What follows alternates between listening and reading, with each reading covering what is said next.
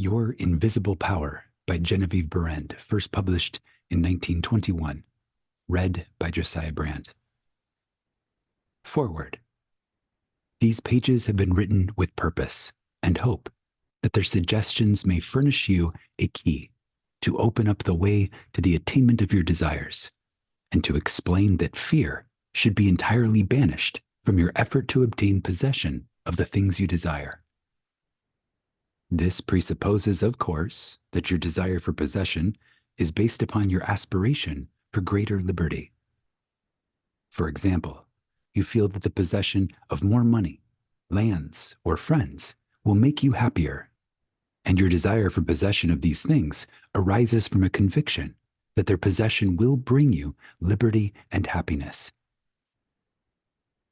In your effort to possess, you will discover that the thing you most and ultimately need is to be, always, not spasmodically, your best self.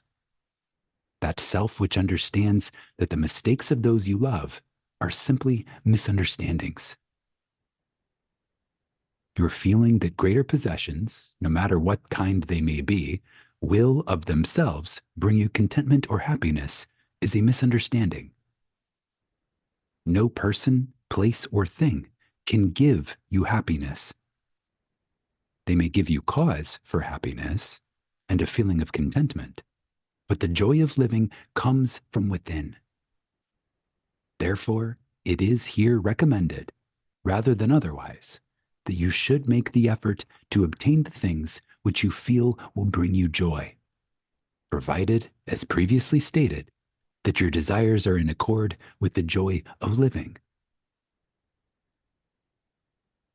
It is also desired in this volume to suggest the possibilities in store for all who make persistent effort to understand the law of visualization and make practical application of this knowledge on whatever plane he or she may be.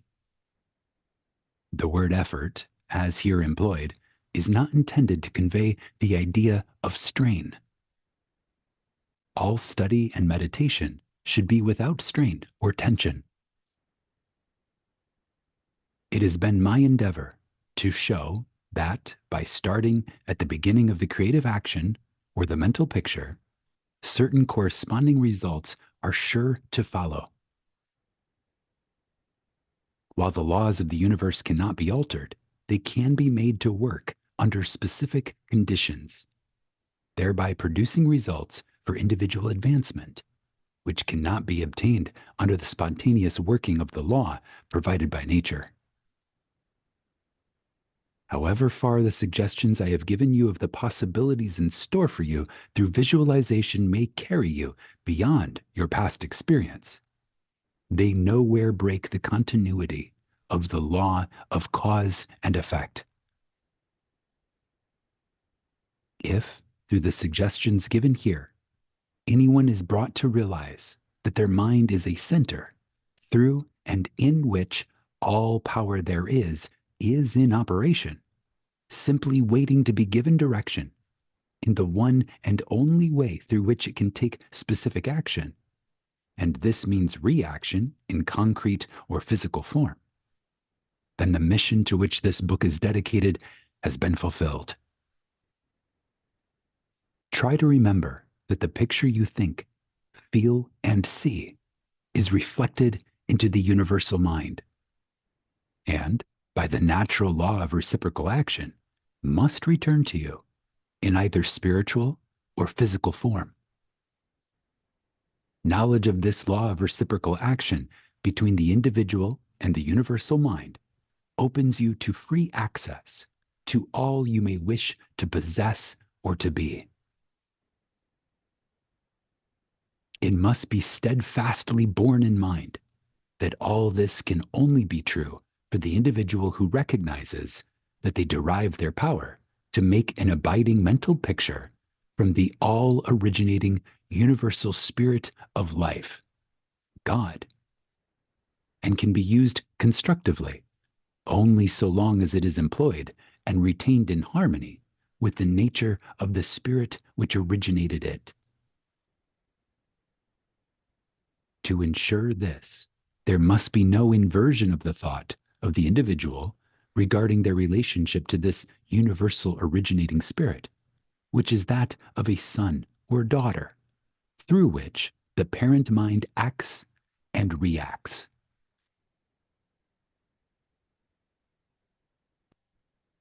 Thus conditioned, whatever you think and feel yourself to be, the creative spirit of life is bound to faithfully reproduce in a corresponding reaction.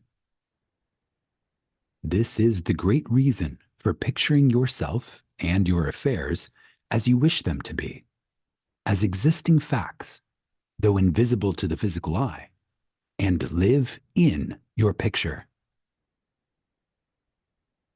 An honest endeavor to do this, always recognizing that your own mind is a projection of the originating spirit, will prove to you that the best there is yours in all your ways.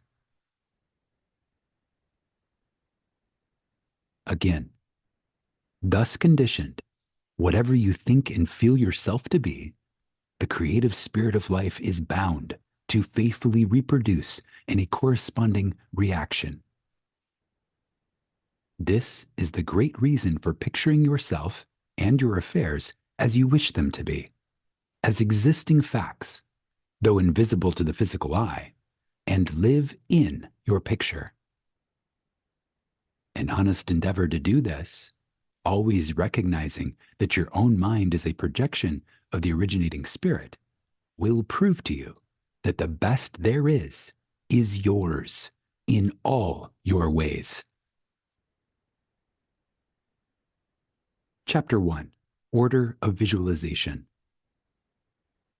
The exercise of the visualizing faculty keeps your mind in order and attracts to you the things you need to make life more enjoyable in an orderly way. If you train yourself in practice of deliberately picturing your desire and carefully examining it, you will soon find your thought and desires come and proceed in more orderly procession than ever before.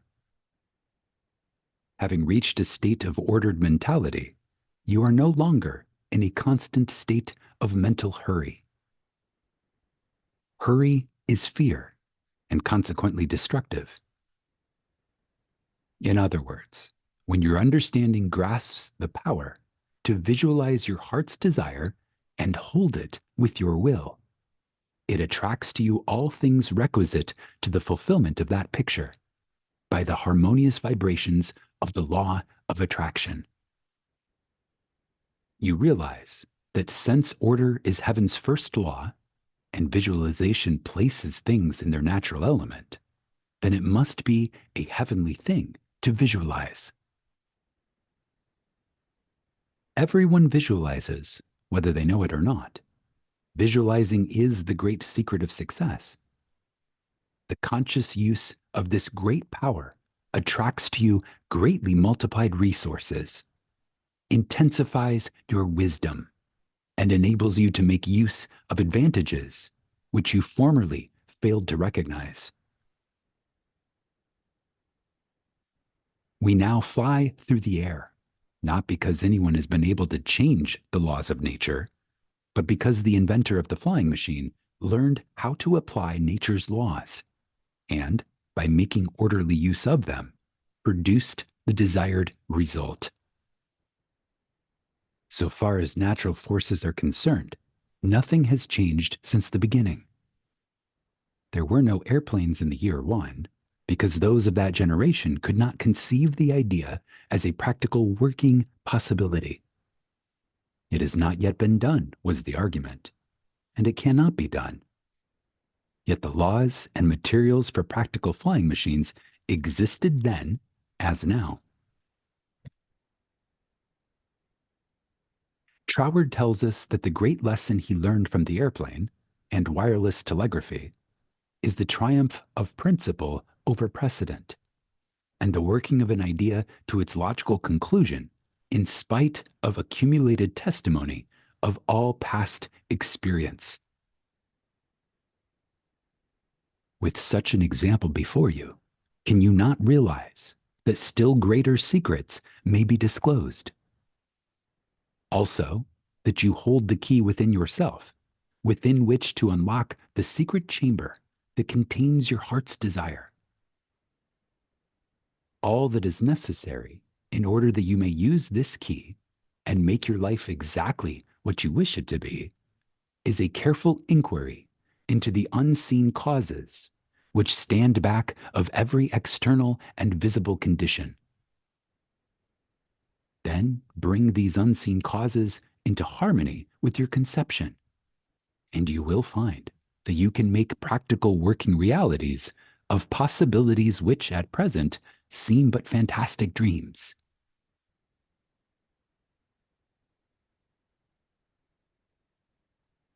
We all know that the balloon was the forefather of the airplane. In 1766, Henry Cavendish, an English nobleman, proved that hydrogen gas was 7 times lighter than atmospheric air. From that discovery, the balloon came into existence. And from the ordinary balloon, the dirigible, a cigar-shaped airship, was evolved. Study of aeronautics and the laws of aerial locomotion of birds and projectiles led to the belief that mechanism could be evolved by which heavier than air machines could be made to travel from place to place and remain in the air by the maintenance of great speed, which would overcome by propulsive force the ordinary law of gravitation. Professor Langley of Washington, who developed much of the theory which others afterward improved, was subjected to much derision when he sent a model airplane up, only to have it bury its nose in the muddy water of the Potomac. But the Wright brothers, who experimented in the latter part of the 19th century, realized the possibility of traveling through the air in a machine that had no gas bag.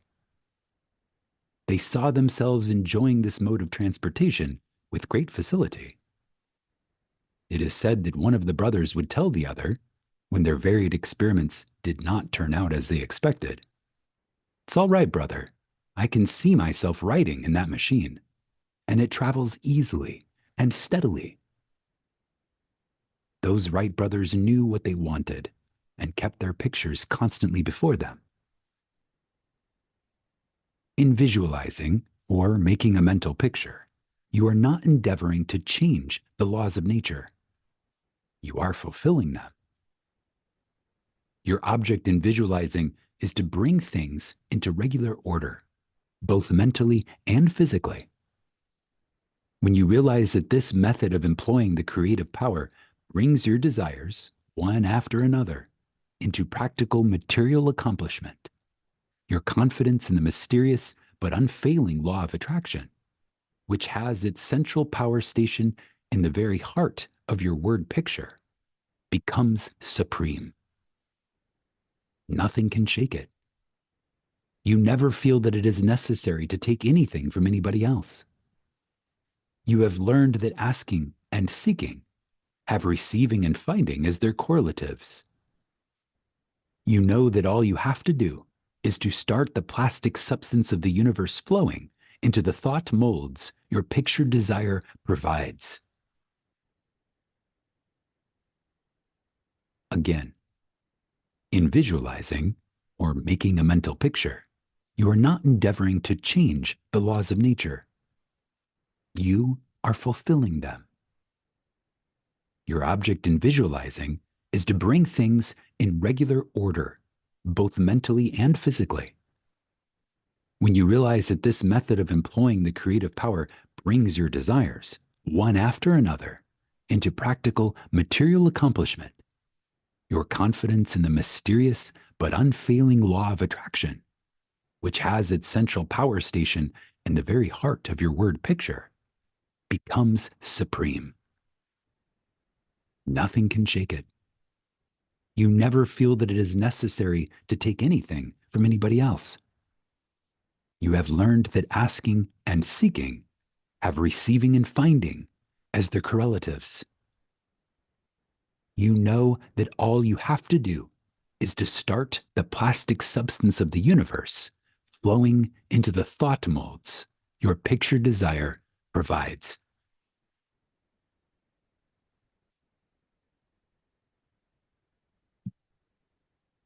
Chapter 2. How to attract to yourself the things you desire. The power within you, which enables you to form a thought picture, is the starting point of all there is. In its original state, it is the undifferentiated, formless substance of life. Your thought picture forms the mold, so to speak, into which this formless substance takes shape. Visualizing, or mentally seeing things and conditions as you wish them to be, is the condensing, the special power in you that might be illustrated by the lens of a magic lantern. The magic lantern is one of the best symbols of this imaging faculty. It illustrates the working of the creative spirit on the plane of the initiative and selection, or in its concentrated, specializing form, in a remarkably clear manner. This picture slide illustrates your mental picture, invisible in the lantern of your mind, until you turn on the light of your will. That is to say, you light up your desire with absolute faith that the creative spirit of life in you is doing the work. By the steady flow of light of the will on the spirit, your desired picture is projected upon the screen of the physical world, an exact reproduction of the pictured slide in your mind. Visualizing without a will sufficiently steady to inhibit every thought and feeling contrary to your picture would be as useless as a magic lantern without the light. On the other hand, if your will is sufficiently developed to hold your picture in thought and feeling without any ifs, simply realizing that your thought is the great attracting power, then your mental picture is as certain to be projected upon the screen of your physical world as any pictured slide put into the best magic lantern ever made. Again, visualizing without a will sufficiently steady to inhibit every thought and feeling contrary to your picture would be as useless as a magic lantern without the light. On the other hand, if your will is sufficiently developed to hold your picture in thought and feeling without any ifs, simply realizing that your thought is the great attracting power, then your mental picture is as certain to be projected upon the screen of your physical world as any pictured slide put into the best magic lantern ever made. Try projecting the picture in a magic lantern with a light that is constantly shifting from one side to the other, and you will have the effect of an uncertain will. It is as necessary that you should always stand back of your picture with a strong, steady will as it is to have a strong, steady light back of a picture slide. The joyous assurance with which you make your picture is the very powerful magnet of faith, and nothing can obliterate it. You are happier than you ever were because you have learned to know where your source of supply is, and you rely upon its never-failing response to your given direction.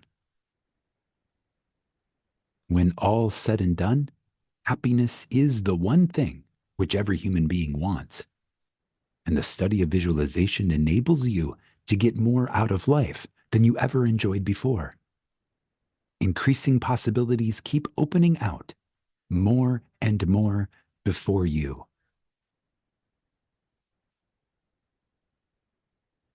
The joyous assurance with which you make your picture is the very powerful magnet of faith, and nothing can obliterate it. You are happier than you ever were because you have learned to know where your source of supply is, and you rely upon its never-failing response to your given direction. When all is said and done, happiness is the one thing which every human being wants, and the study of visualization enables you to get more out of life than you ever enjoyed before. Increasing possibilities keep opening out more and more before you. A businessman once told me that since practicing visualization and forming the habit of devoting a few minutes each day to thinking about his work as he desired it to be, in a large, broad way, his business had more than doubled in 6 months. His method was to go into a room every morning before breakfast and take a mental inventory of his business as he had left it the evening before, and then enlarge upon it.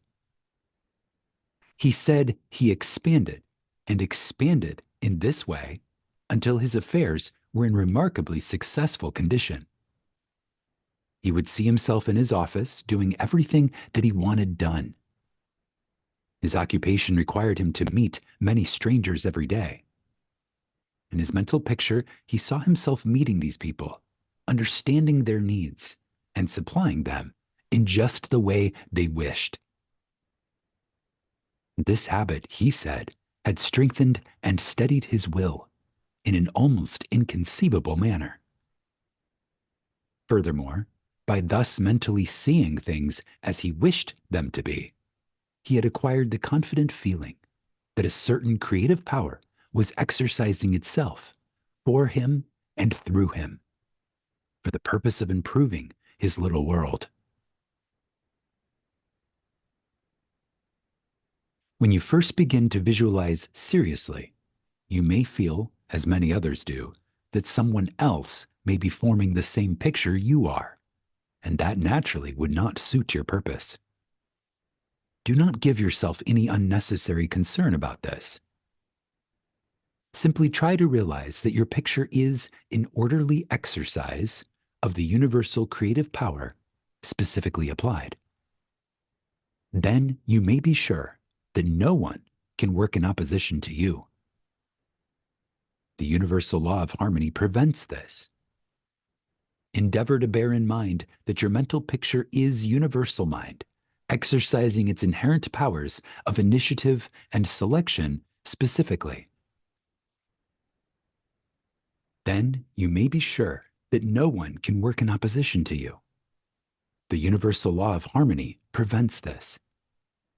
Endeavor to bear in mind that your mental picture is universal mind, exercising its inherent powers of initiative and selection specifically.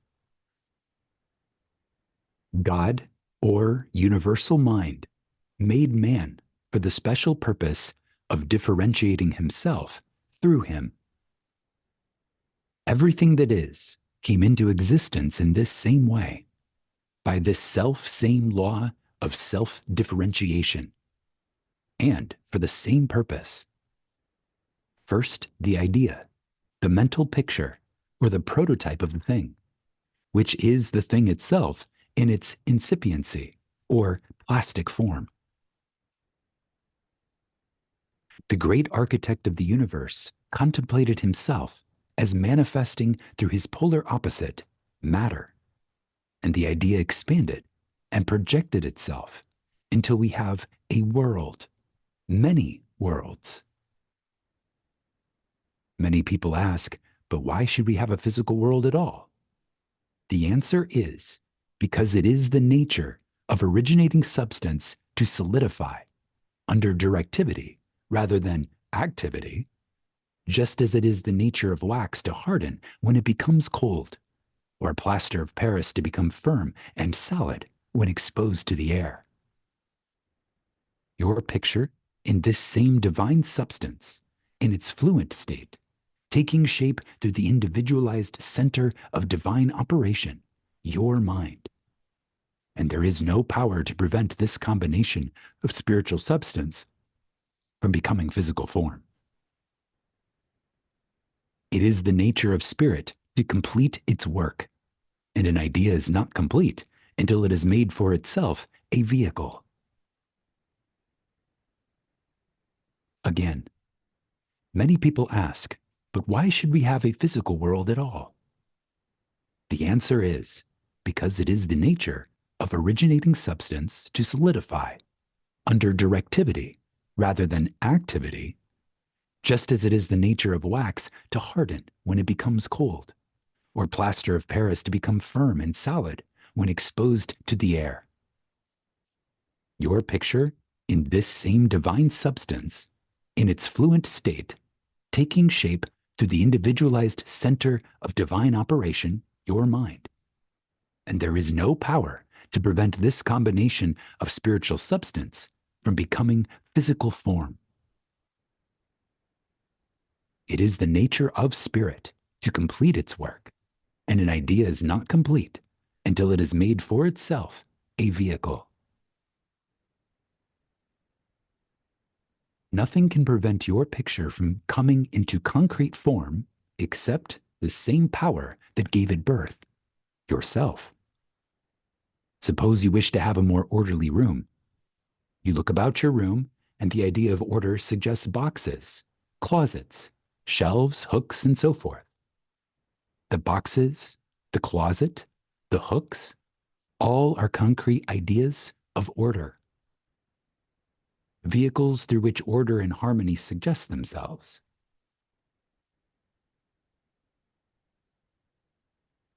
Chapter 3. Relation between mental and physical form. Some persons feel that it is not quite proper to visualize for things. It's too material, they say. But material form is necessary for the self-recognition of spirit from the individual standpoint. And this is the means through which the creative process is carried forward. Therefore, far from matter being an illusion and something that ought not to be, as some metaphysical teachers have taught, matter is the necessary channel for the self-differentiation of spirit. However, it is not my desire to lead you into lengthy and tiresome scientific reasoning in order to remove the mystery of visualization and to put it upon a logical foundation. Naturally, each individual will do this in his own way. My only wish is to point out to you the smoothest way I know, which is the road on which Troward guides me. I'm sure you will conclude, as I have, that the only mystery in connection with visualizing is the mystery of life taking form, governed by unchangeable and easily understood laws.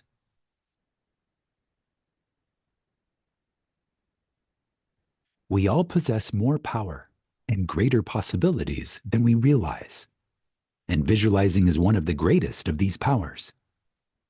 It brings other possibilities to our observation. When we pause to think for a moment, we realize that, for a cosmos to exist at all, it must be the outcome of a cosmic mind, which binds all individual minds to a certain generic unities of action, thereby producing all things as realities and no thing as illusions.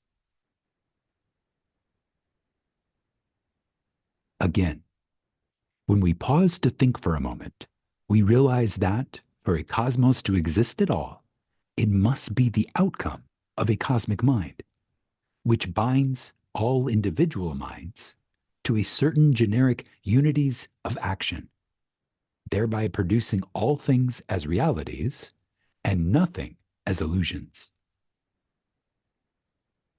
If you will take this thought of Troward's and meditate upon it without prejudice, you will surely realize that concrete material form is an absolute necessity of the creative process.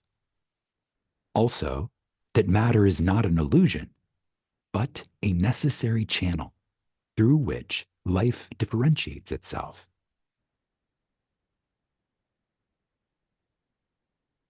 If you consider matter in its right order as the polar opposite to spirit, you will not find any antagonism between them. On the contrary, together they constitute one harmonious whole. And when you realize this, you feel, in your practice of visualizing, that you are working from cause to effect, from beginning to finish. In reality, your mental picture is the specialized working of the originating spirit. One could talk for hours on purely scientific lines, showing, as Troward says, that raw material for the formation of the solar systems is universally distributed throughout all space. Yet, investigation shows that while the heavens are studded with millions of suns, there are spaces that show no signs of cosmic activity. This being true, there must be something which started cosmic activity in certain places, while passing over others in which the raw material was equally available. At first thought, one might attribute the development of cosmic energy to the etheric particles themselves. Upon investigation, however, we find this to be mathematically impossible in a medium which is equally distributed throughout space, for all its particles are in equilibrium. Therefore, no one particle possesses in itself a greater power of originating motion than the other. Thus, we find that the initial movement, though working in and through the particles of primary substance, is not the particles themselves. It is this something we mean when we speak of spirit. The same power that brought universal substance into existence will bring your individual thought or mental picture into physical form. There is no difference of kind in the power.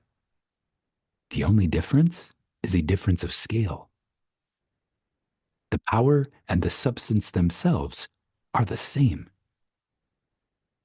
Only in working out your mental picture, it has transferred its creative energy from the universal to the scale of the particular, and is working in the same unfailing manner from its specific center, your mind. Chapter 4. Operation of your mental picture. The operation of a large telephone system may be used as a simile. The main or head central subdivides itself into many branch centrals, each branch being in direct connection with its source, and each branch, recognizing the source of its existence, reports all things to its central head. Therefore, when assistance of any nature is required, new supplies, difficult repairs to be done, or whatnot, the branch in need goes at once to its central head. It would not think of referring its difficulties or its successes to the main central of the telegraph system, though they belong to the same organization. These different branch centrals know that the only remedy for any difficulty must come from the central out of which they were projected. If we, as individual branches of the universal mind, would refer our difficulties in the same confident manner to the source from which we were projected, and use the remedies that it has provided, we would realize what Jesus meant when he said, "Ask and ye shall receive." Our every equipment would be met. Surely the Father must supply the child. The trunk of the tree cannot fail to provide for its branches. Everything, animate or inanimate, is called into existence, or outstandingness, by a power which itself does not stand out. The power that creates the mental picture, the originating spirit substance of your pictured desire, does not stand out. It projects the substance of itself that is a solidified counterpart of itself, while it remains invisible to the physical eye. Only those will ever appreciate the value of visualizing who are able to realize Paul's meaning when he said, "The worlds were formed by the word of God. Things which are seen are not made of things which do appear." There is nothing unusual or mysterious in the idea of your pictured desire coming into material evidence. It is the working of a universal natural law.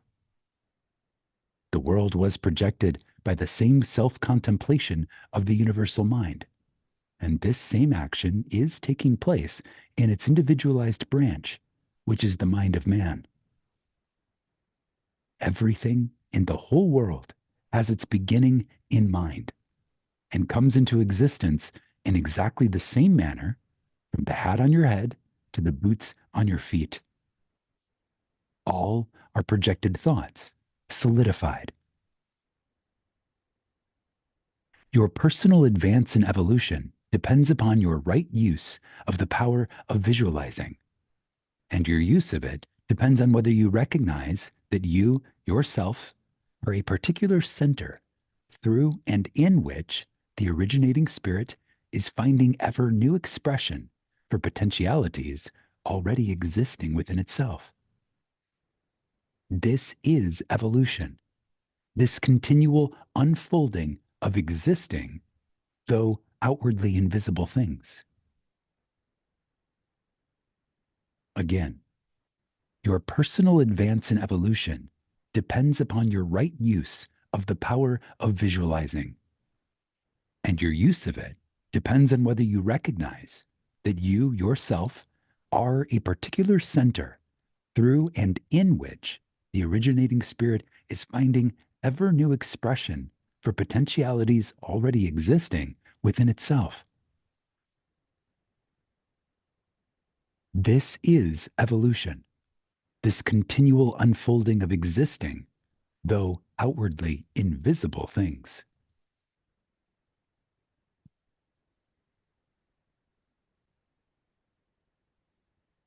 Your mental picture is the force of attraction that evolves and combines the originating substance into specific shape. Your picture is the combining and evolving powerhouse, so to speak, through which the originating creative spirit expressed itself. Its creative action is limitless, without beginning and without end, and always progressive and orderly. It proceeds stage by stage, each stage being a necessary preparation for the one to follow. Now, let us see if we can get an idea of the different stages by which the things in the world have come to be. Troward says, if we can get at the working principle which is producing these results, we can very quickly and easily give it personal application. First, we find that the thought of originating life, or spirit about itself, is its simple awareness of its own being. And this produced a primary ether, a universal substance, out of which everything in the world must grow. Troward also tells us that though this awareness of being is a necessary foundation for any further possibilities, it is not much to talk about. It is the same with individualized spirit, which is yourself. Before you would entertain the idea of making a mental picture of your desire as being at all practical, you must have some idea of your being, your I am. And just as soon as you are conscious of your I amness, you begin to wish to enjoy the freedom which this consciousness suggests. You want to do more and be more. And as you fulfill this desire within yourself, localized spirit begins conscious activities in you. The thing you are most concerned with is the specific action of the creative spirit of life, universal mind, specialized. The localized God germ in you is your personality, your individuality. And since the joy of absolute freedom is the inherent nature of this God germ, it is natural that it should endeavor to enjoy itself through its specific center. And as you grow in the comprehension that your being, your individuality, is God particularizing himself, you naturally develop divine tendencies. again. The thing you are most concerned with is the specific action of the creative spirit of life, which is universal mind specialized. The localized God germ in you is your personality, your individuality. And since the joy of absolute freedom is the inherent nature of this God germ, it is natural that it should endeavor to enjoy itself through its specific center. And as you grow in the comprehension that your being, your individuality, is God particularizing himself, you naturally develop divine tendencies. You want to enjoy life and liberty. You want freedom in your affairs, as well as in your consciousness. And it is natural that you should. Always with this progressive wish, there is a faint thought picture. As your wish and your recognition grow into an intense desire, this desire becomes a clear mental picture. For example, a young lady studying music wishes she had a piano in order to practice at home. She wants the piano so much that she can mentally see it in one of the rooms. She holds the picture of the piano and indulges in the mental reflection of the pleasure and advantage it will be to have the piano in the corner of the living room. One day she finds it there, just as she had pictured it. As you grow in understanding as to who you are, where you came from, and what the purpose of your being is, how you are to fulfill the purpose for which you are intended, you will more and more afford a center through which the creative spirit of life can enjoy itself. And you will realize that there can be but one creative process filling all space, which is the same in its potentiality, whether universal or individual. Furthermore, all that there is, whether on the plane of the visible or invisible, had its origin in the localized action of thought or a mental picture. And this includes yourself, because you are universal spirit localized, and the same creative action is taking place through you.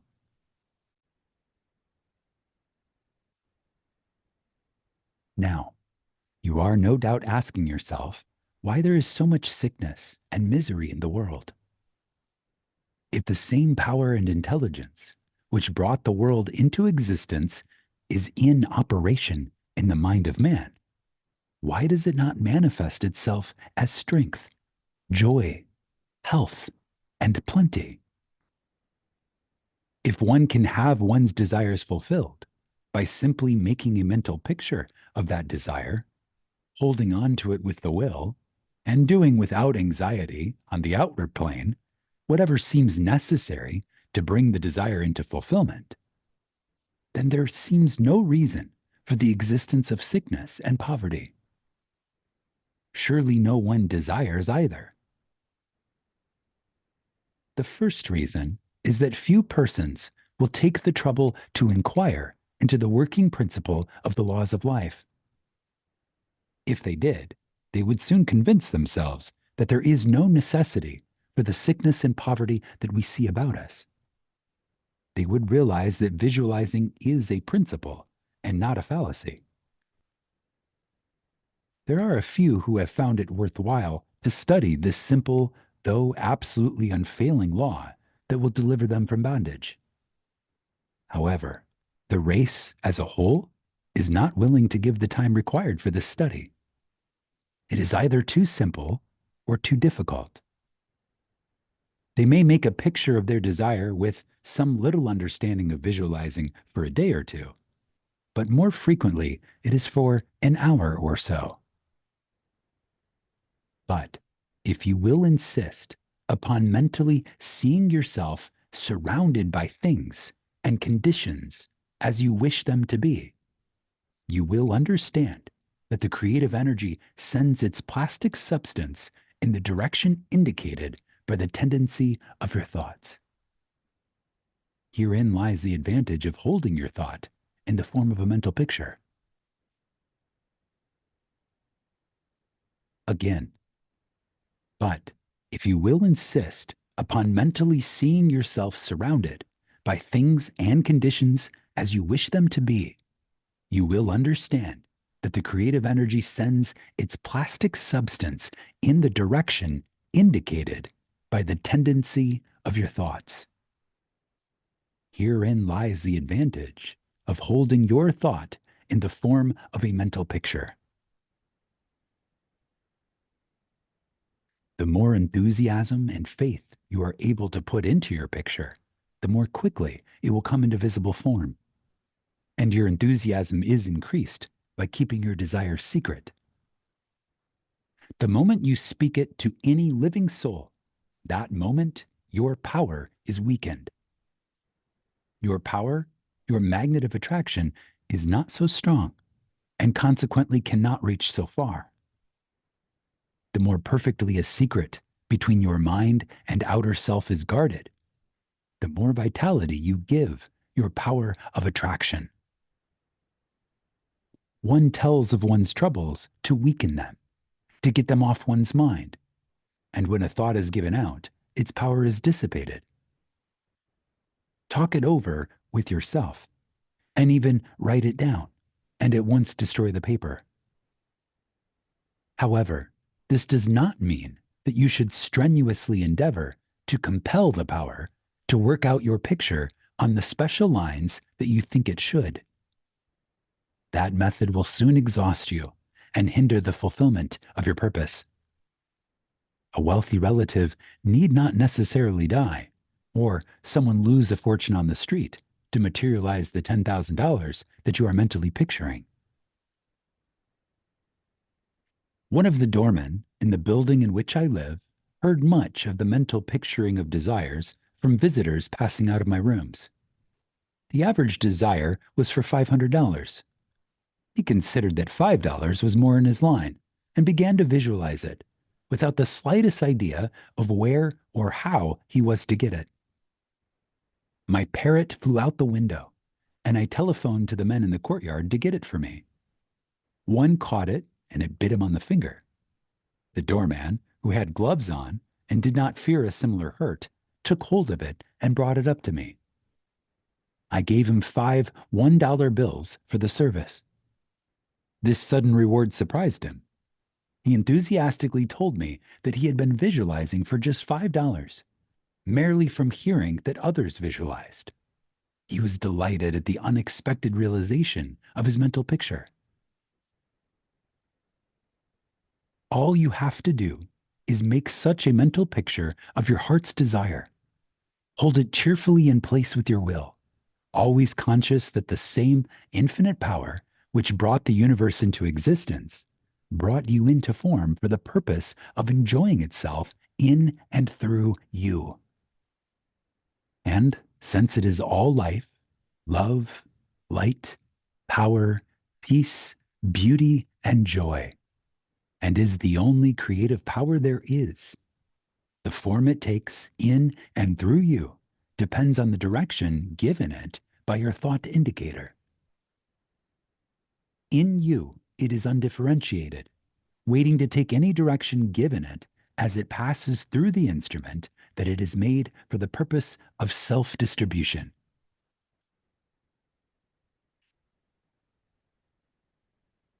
It is this power which enables you to transfer your thoughts from one form to another.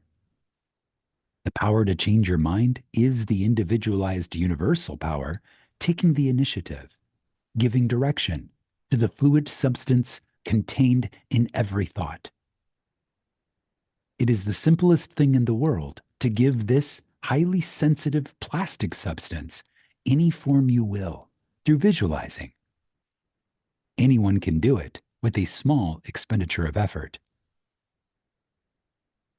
Once you really believe that your mind is a center through which the plastic substance of all there is in your world takes involuntary form, the only reason why your picture does not always materialize is because you have introduced something antagonistic to the fundamental principle. Very often, this destructive element is caused by the frequency with which you change your pictures. After many such changes, you decide that your original desire is what you want after all. Upon this conclusion, you begin to wonder why, being your first picture, it hasn't materialized. Plastic substance with which you are mentally dealing is more sensitive than the most sensitive photographer's film. If, in taking a picture, you suddenly remembered you had already taken a picture on that same plate, you would not expect a perfect result of either picture. On the other hand, you may have taken two pictures on the same plate unconsciously.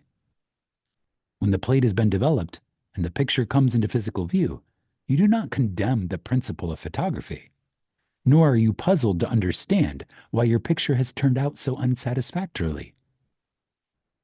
You do not feel that it is impossible for you to obtain a good, clear picture of the subject in question. You know that you can do so by simply starting at the beginning, putting in a new plate, and determining to be more careful while taking your picture next time. These lines followed out, you are sure of a satisfactory result. If you will proceed in the same manner with your mental picture, doing your part in a correspondingly confident frame of mind, the result will be just as perfect. The laws of visualizing are as infallible as the laws governing photography. In fact, photography is the outcome of visualizing. Again, your results in visualizing and your desires may be imperfect or delayed through the misuse of this power, owing to the thought that the fulfillment of your desire is contingent upon certain persons or conditions. The originating principle is not in any way dependent upon any person, place, or thing. It has no past and knows no future. The law that is the originating creative principle of life is the universal here and everlasting now. It creates its own vehicles through which to operate. Therefore, past experience has no bearing upon your present picture. So do not try to obtain your desire through a channel that may not be natural for it, even though it may seem reasonable to you. Your feeling should be that the thing, or the consciousness which you so much desire, is natural and normal, a part of yourself, a form for your evolution.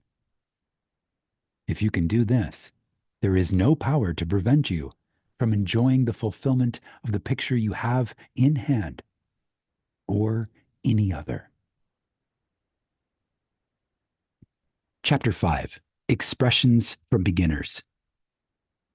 Hundreds of persons have realized that visualizing is, in Aladdin's lamp, to him with a mighty will. General Foch says that his feelings were so outraged during the Franco-Prussian War in 1870 that he visualized himself leading a French army against the Germans to victory. He said he made his picture, smoked his pipe, and waited. This is one result of visualizing we are all familiar with. A famous actress wrote a long article in one of the leading Sunday papers last winter, describing how she rid herself of excessive body fat and weight by seeing her figure constantly as she wished to be. A very interesting letter came to me from a doctor's wife while I was lecturing in New York. She began with the hope that I would never discontinue my lectures on visualization, making humanity realize the wonderful fact that they possess the method of liberation within themselves. Relating her own experience, she said that she had been born on the east side of New York, in the poorest quarter. From the earliest girlhood, she had cherished a dream of marrying a physician someday. This dream gradually formed a stationary mental picture. The first position she obtained was in the capacity of a nursemaid in a physician's family. Leaving this place, she entered the family of another doctor. The wife of her employer died, and in time, the doctor married her, the result of her long-pictured yearning. After that, both she and her husband conceived the idea of owning a fruit farm in the South. They formed a mental picture of the idea and put their faith in its eventual fulfillment. The letter she sent me came from their fruit farm in the South. It was while at the farm that the doctor's wife wrote me. Her second mental picture had seen the light of materialization. Many letters of a similar nature come to me every day. The following is a case that was printed in the New York Herald last May. Atlantic City, May 5th. She was an old woman, and when she was arraigned before Judge Clarence Goldenberg in the police court today, she was so weak and tired she could hardly stand. The judge asked the court attendant what she was charged with. "Stealing a bottle of milk, Your Honor," repeated the officer. "She took it from the doorstep of a downtown cottage before daybreak this morning." "Why did you do that?" Judge Goldenberg asked her. "I was hungry," the old woman said. "I didn't have a cent in the world and no way to get anything to eat except to steal it. I didn't think anybody would mind if I took a bottle of milk." "What's your name?" asked the judge. "Weinberg," said the old woman. "Elizabeth Weinberg." Judge Goldenberg asked her a few questions about herself. Then he said, "Well, you're not very wealthy now, but you are no longer poor.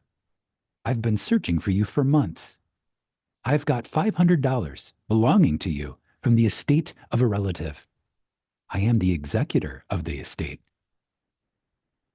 Judge Goldenberg paid the woman's fine out of his own pocket and then escorted her into his office, where he turned her legacy over to her and sent a policeman out to find her a lodging place.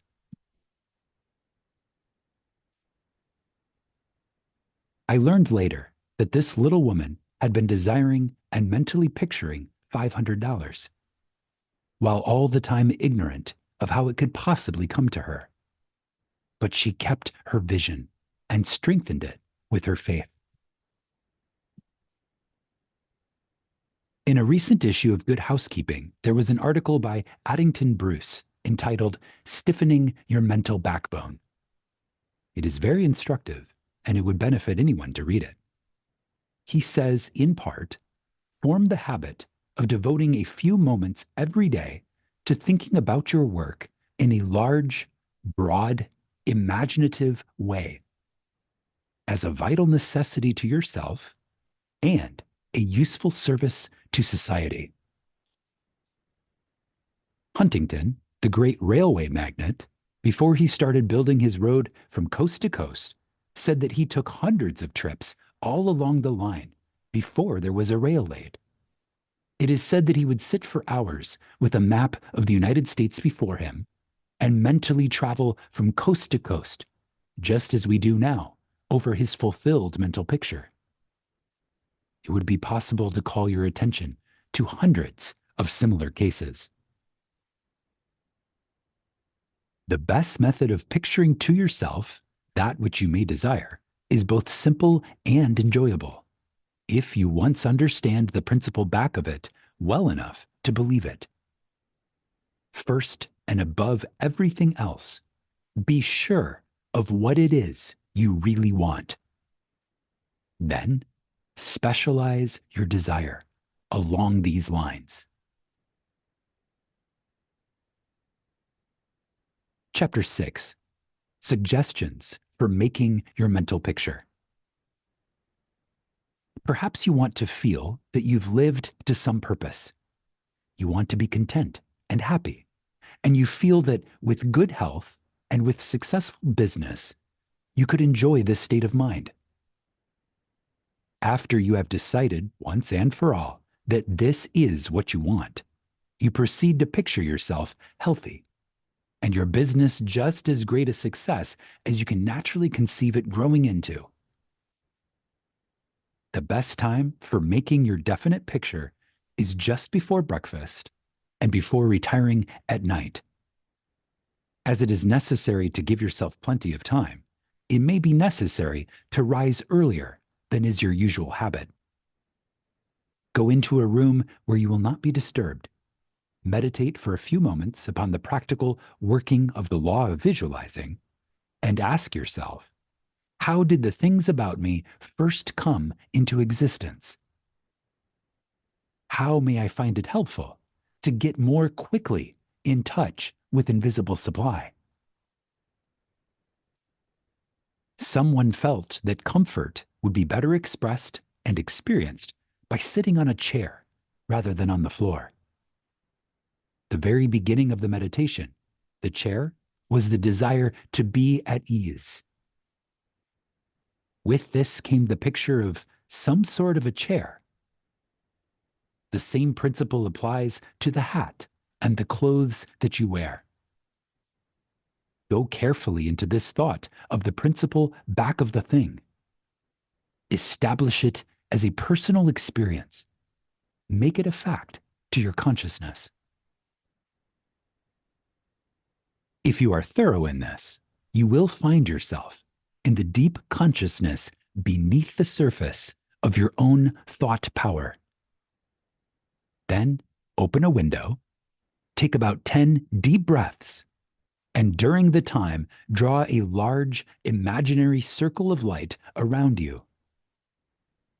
As you inhale, keeping yourself in the center of this circle of light, see great rays of light coming from the circle and entering your body at all points, centralizing itself at your solar plexus. Hold the breath a few moments at the central light of your body, the solar plexus. Then slowly exhale. As you do this mentally, see imaginary rays or sprays of light going up through the body and down and out through the feet. Mentally spray your entire body with this imaginary light.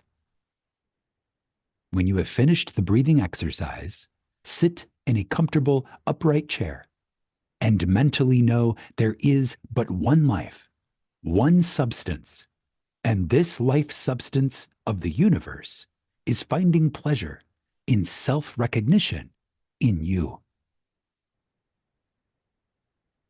Repeat some affirmation of this kind until you feel the truth and reality of the words that you are affirming. Then begin your picture.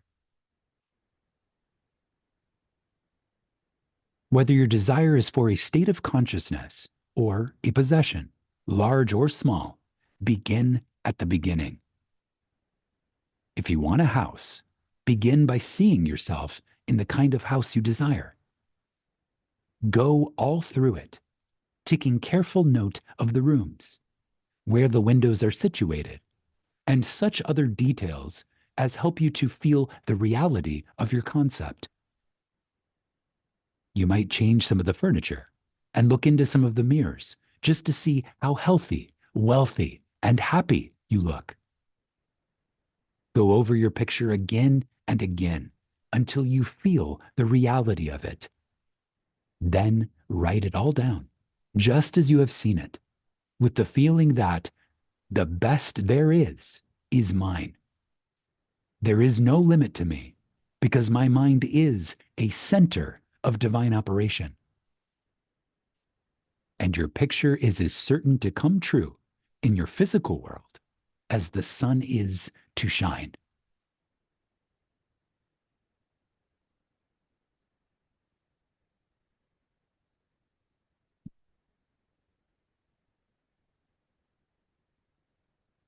Chapter 7, Things to Remember. In using your thought power for the production of new conditions, 1. Be sure to know what conditions you wish to produce. Then weigh carefully to what further results the accomplishment of your desire will lead. 2. By letting your thought dwell upon a mental picture, you are concentrating the creative spirit to this center, where all its forces are equally balanced. 3. Visualizing your objective mind into a state of equilibrium, which enables you to consciously direct the flow of your spirit to a definitely recognized purpose, and to carefully guard your thought from including a flow in the opposite direction. 4. You must always bear in mind that you are dealing with a wonderful potential energy, which is not yet differentiated into any particular mold, and that by the action of your mind, you can differentiate it into any specific mold that you will. Your picture assists you in keeping your mind fixed on the fact that the inflow of this creative energy is taking place. Also, by your mental picture, you are determining the direction you wish the sensitive creative power to take. And by doing this, the externalization of your picture is a certainty. 5. Remember when you are visualizing properly that there is no strenuous effort on your thoughts to hold your thought forms in place. Strenuous effort defeats your purpose and suggests the consciousness of an adverse force to be fought against. And this creates conditions adverse to your picture. 6. By holding your picture in a cheerful frame of mind, you shut out all thoughts that would disperse the spiritual nucleus of your picture. Because the law is creative in its action, your pictured desire is certain of accomplishment. 7. The seventh and great thing to remember in visualizing is that you are making a mental picture for the purpose of determining the quality you are giving to the previously undifferentiated substance and energy, rather than to arrange the specific circumstances for its manifestation. That is the work of the creative power itself. It will build its own forms of expression quite naturally, if you will allow it, and save you a great deal of needless anxiety.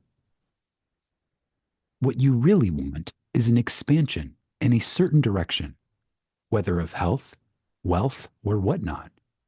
And so long as you get it, as you surely will, if you confidently hold to your picture, what does it matter whether it reaches you by some channel which you thought you could count upon, or through some other of whose existence you had no idea?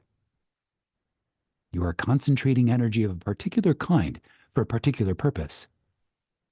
Bear this in mind, and let specific details take care of themselves, and never mention your intention to anyone. Remember always that nature, from her clearly visible surface to her most arcane depths, is one vast storehouse of light and good, entirely devoted to your individual use. Your conscious oneness with the great whole is the secret of success.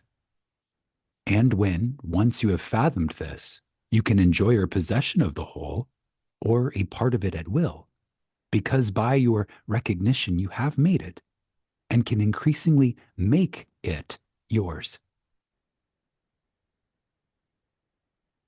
Again, remember always that nature, from her clearly visible surface to her most arcane depths, is one vast storehouse of light and good, entirely devoted to your individual use. Your conscious oneness with the great whole is the secret of success. And when, once you have fathomed this, you can enjoy your possession of the whole, or a part of it at will, because by your recognition you have made it, and can increasingly make it yours. Never forget that every physical thing, whether for you or against you, was a sustained thought before it was a thing. Thought, as thought, is neither good nor bad. It is creative action and always takes physical form. Therefore, the thoughts you dwell upon become the things you possess or do not possess.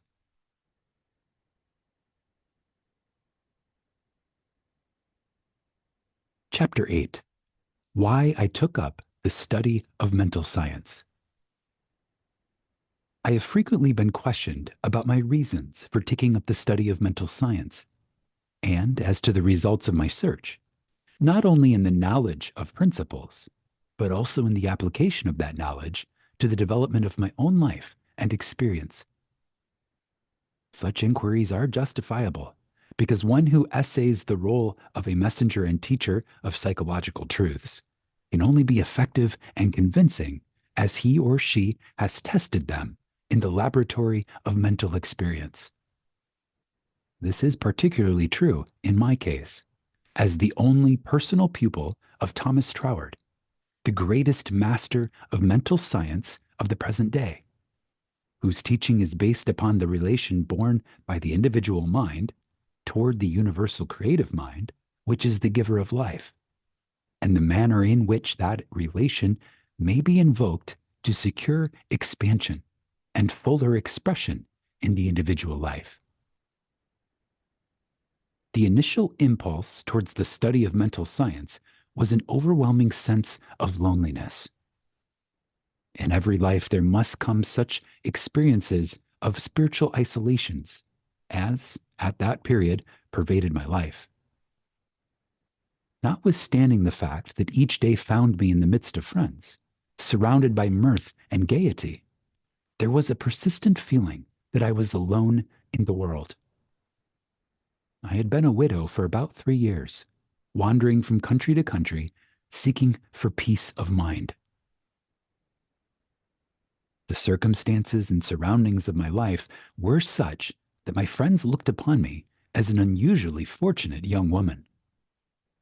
Although they recognized I had sustained a great loss when my husband died, they knew that he had left me well provided for, free to go anywhere at pleasure, and having many friends.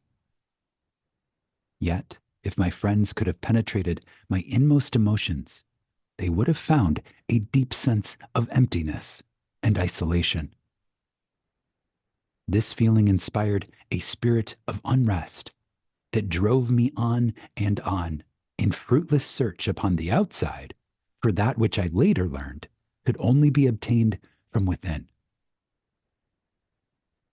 I studied Christian Science, but it gave me no solace, though fully realizing the great work the scientists were doing, and even having the pleasure and privilege of meeting Mrs. Eddy personally. But it was impossible for me to accept the fundamental teachings of Christian Science and make practical application of it. When about to abandon the search for contentment and resign myself to resume a life of apparent amusement, a friend invited me to visit the great seer and teacher, Abdul Baha. After my interview with this most wonderful of men, my search for contentment began to take a change. He had told me that I would travel the world over seeking the truth, and when I had found it, I would speak it out. The fulfillment of this statement of this great seer then seemed to be impossible. But it carried a measure of encouragement, and at least indicated that my former seeking had been in the wrong direction. I began, in a feeble and groping way, to find contentment within myself. For had he not intimated that I should find the truth? That was the big thing, and about the only thing I remember of our interview. A few days later, upon visiting the office of a New Thought practitioner, my attention was attracted to a book on his table entitled The Edinburgh Lectures on Mental Science by Thomas Troward. It interested me to see that Troward was a retired divisional judge from the Punjab, India. I purchased the book, thinking I would read it through that evening. Many have endeavored to do the same thing, only to find as I did, that the book must be studied in order to be understood. And hundreds have decided, just as I did, to give it their undivided attention. After finding this treasure book, I went to the country for a few days, and while there, studied the volume as thoroughly as I could. It seemed extremely difficult, and I decided to purchase another book of Troward's, in the hope that its study might not require so much of an effort. Upon inquiry, I was told that a subsequent volume, the Door Lectures, was the much simpler and better of the two books. When I procured it, I found that it also must be studied.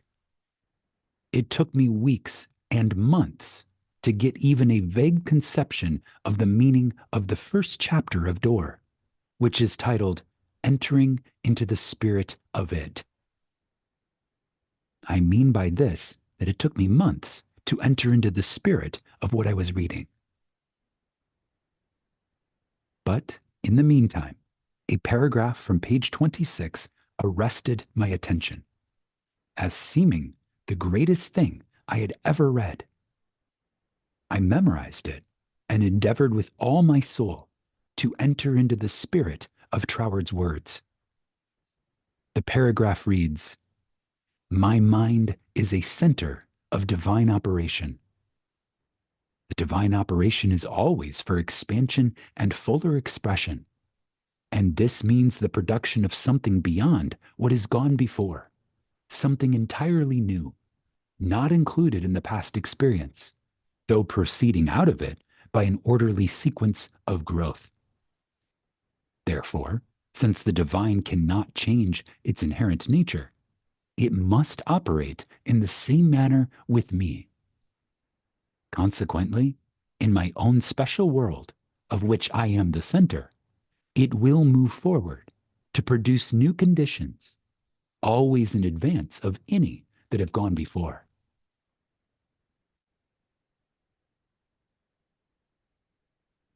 It took an effort on my part to memorize this paragraph, but in the endeavor toward this end, the words seemed to carry with them a certain stimulus. Each repetition of the paragraph made it easier for me to enter into the spirit of it. The words expressed exactly what I had been seeking for. My one desire was for peace of mind. I found it comforting to believe that the divine operation in me could expand to fuller expression and produce more and more contentment. In fact, a peace of mind and a degree of contentment greater than I had ever known. The paragraph further inspired me with deep interest to feel that the life spark in me could bring into my life something entirely new. I did not wish to obliterate my past experience, but that was exactly what Troward said it would not do.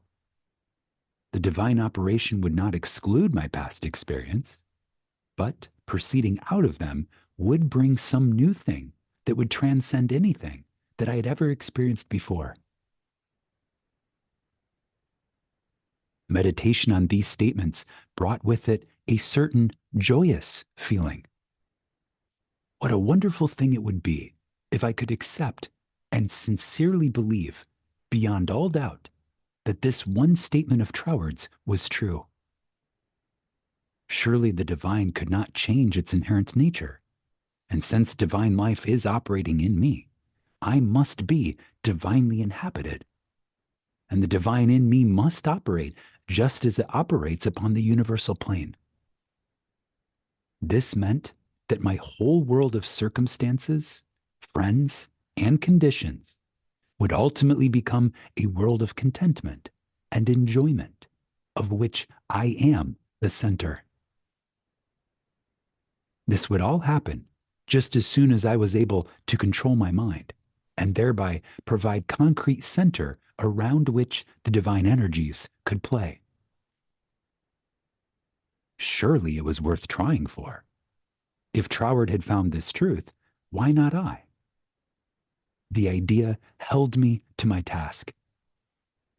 Later, I determined to study with the man who had realized and given to the world so great a statement. It had lifted me from my state of despondency. The immediate difficulty was the need for increased finances.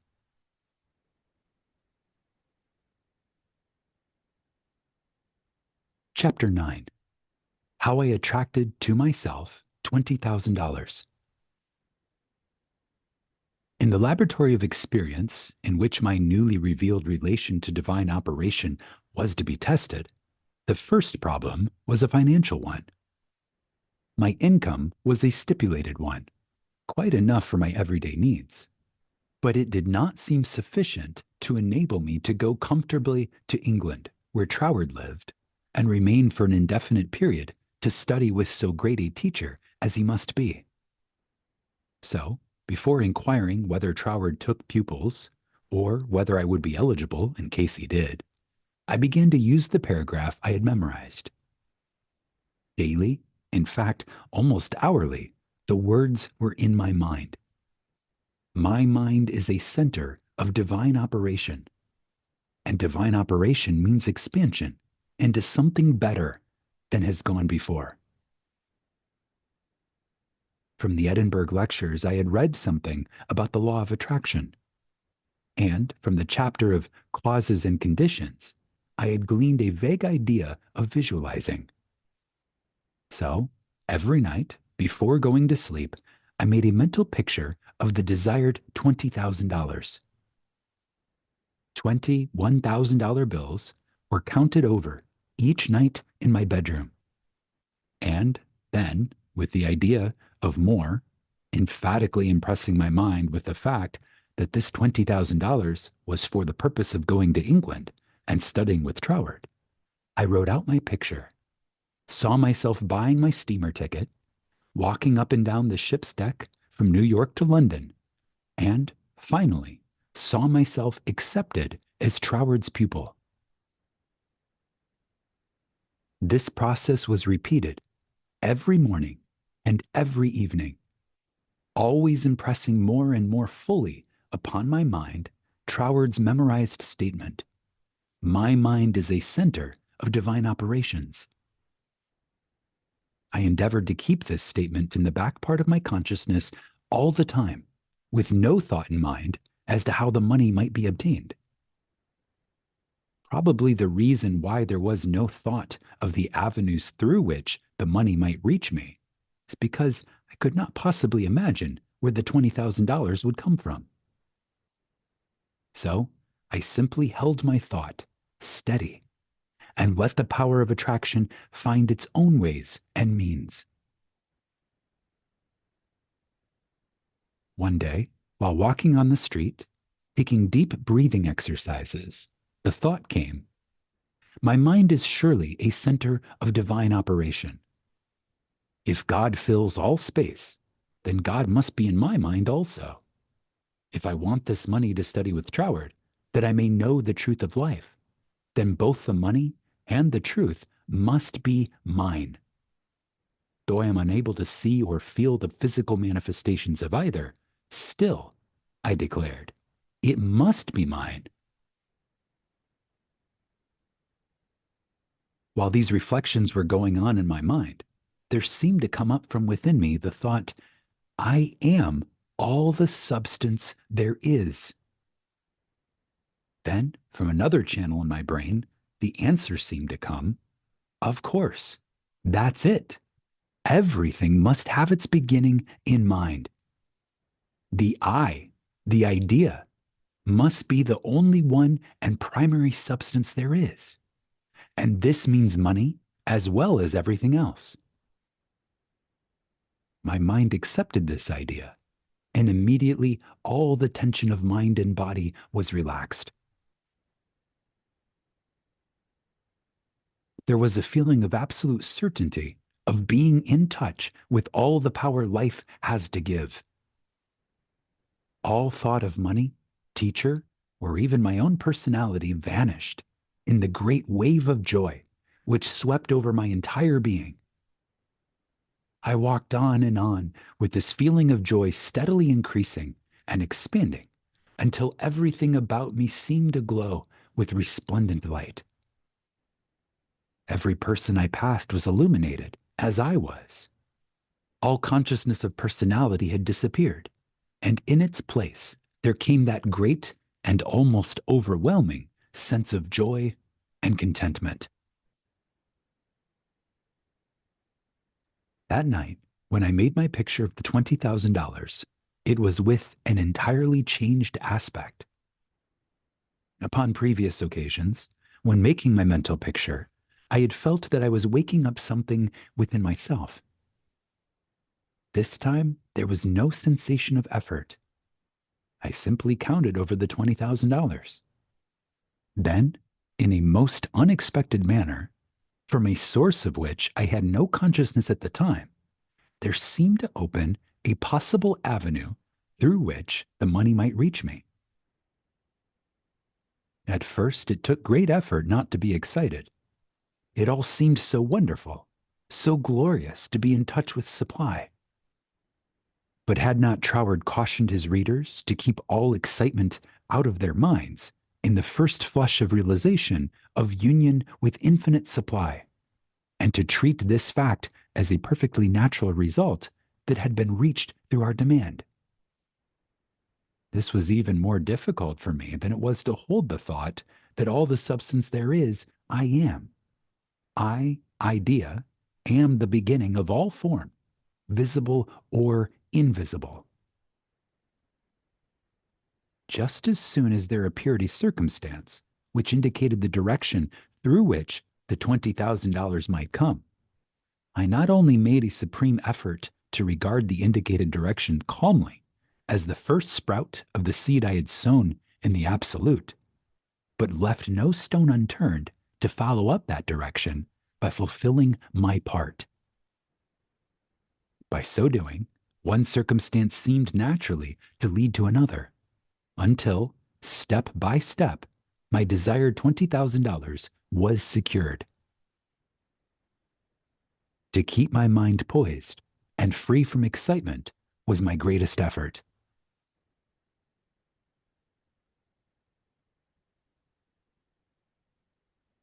This first concrete fruition of my study of mental science, as expounded by Troward's book, had come by a careful following of the methods he had outlined.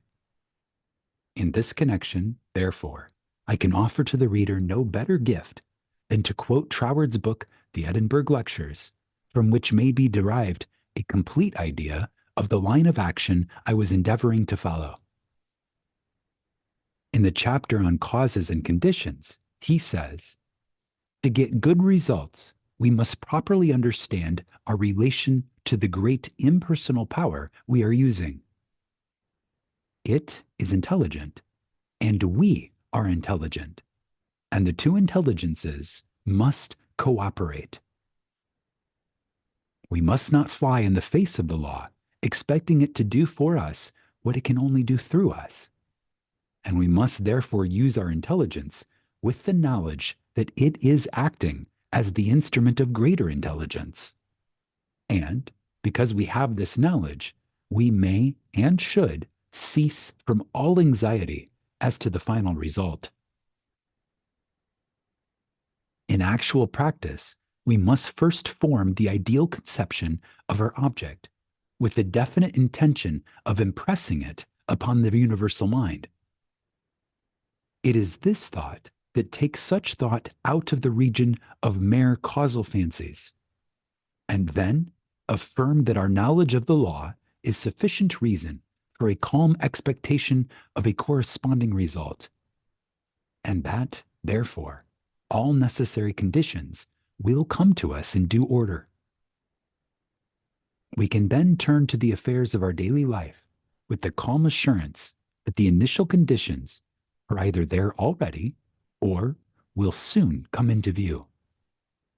If we do not at once see them, let us rest content with the knowledge that the spiritual prototype is already in existence, and wait till some circumstance pointing in the desired direction begins to show itself. It may be a very small circumstance, but it is the direction and not the magnitude that is to be taken into consideration. As soon as we see it, we should regard it as the first sprouting of the seed sown in the absolute, and do calmly and without excitement whatever the circumstances seem to require. And then, later on, we shall see that this doing will in turn lead to a further circumstance in the same direction, until we find ourselves conducted step by step to the accomplishment of our objective. In this way, the understanding of the great principle of the law of supply will, by repeated experiences, deliver us more and more completely out of the region of anxious thought and toilsome labor, and bring us into a new world where the useful employment of all our powers, whether mental or physical, will only be an unfolding of our individuality upon the lines of its own nature, and, therefore, a perpetual source of health and happiness, a sufficient inducement, surely, to the careful study of the laws governing the relation between the individual and the universal mind. To my mind, then as now, this quotation outlines the core and center of the method and manner of approach necessary for coming in touch with infinite supply. At least it, together with the previously quoted statement, my mind is a center of divine operation, etc., constituted the only apparent means of attracting to myself the $20,000. My constant endeavor to get into the spirit of these statements and to attract to myself this needed sum was about 6 weeks, at the end of which time I had in my bank the required $20,000. This could be made into a long story, giving all the details, but the facts, as already narrated, will give you a definite idea of the magnetic condition of my mind, while the $20,000 was finding its way to me. Chapter 10. How I became the only personal pupil of the greatest mental scientist of the present day. As soon as the idea of studying with Troward came to me, I asked a friend to write to him for me, feeling that perhaps my friend could put my desire in better or more persuasive terms than I could employ. To all the letters written by this friend, I received not one reply. This was so discouraging that I would have completely abandoned the idea of becoming Troward's pupil, except for the experience I had that day on the street when my whole world was illuminated, and I remembered the promise, all things whatsoever thou wilt, believe thou hast received, and thou shalt receive. With this experience in my mind, my passage to England was arranged, notwithstanding the fact that apparently my letters were ignored. We wrote again, however, and finally received a reply, very courteous, though not very positive. Troward did not take pupils. He had no time to devote to a pupil. Notwithstanding this definite decision, I declined to be discouraged because of the memory of my experience upon the day when the light and the thought came to me, I am all the substance there is. I seemed to be able to live that experience over at will, and with it there always came a flood of courage and renewed energy. We journeyed on to London, and from there telegraphed Troward, asking for an interview. The telegram was promptly answered by Troward, setting a date when he could see us. At this time, Troward was living in Rouen Manor, a little out-of-the-way place in the southern part of England, about 20 miles from a railway station. We could not find it on the map, and with great difficulty, Cook's touring agency in London located the place for us. There was very little speculation in my mind as to what Troward would say to me in this interview. There always remained the feeling that the truth was mine, also that it would grow and expand in my consciousness until peace and contentment were outward as well as inward manifestations of my individual life. We arrived at Troward's house in a terrific rainstorm and were cordially received by Troward himself, whom I found, much to my surprise, to be more the type of a Frenchman than an Englishman. I afterward learned that he was a descendant of the Huguenot race, a man of medium stature, with rather a large head, a big nose, and eyes that fairly danced with merriment. After we had been introduced to the other members of the family and given a hot cup of tea, we were invited into the living room, where Troward talked very freely of everything except my proposed studies. It seemed quite impossible to bring him to that subject. Just before we were leaving, however, I asked quite boldly, "Will you not reconsider your decision to take a personal pupil? I wish so much to study with you." To which he replied, with a very indifferent manner, that he did not feel he could give the time it would require for personal instruction, but that he would be glad to give me the names of 2 or 3 books which he felt would not only be interesting, but instructive to me. He said he felt much flattered and pleased that I had come all the way from America to study with him. And as we walked out through the lane from his house to our automobile, his manner became less indifferent. A feeling of sympathy seemed to touch his heart, and he turned to me with the remark, "You might write to me, if so inclined, after you get to Paris. And perhaps, if I have time in the autumn, we could arrange something, though it does not seem possible now." I lost no time in following up his very kind invitation to write. My letters were all promptly and courteously answered, but there was never a word of encouragement as to my proposed studies.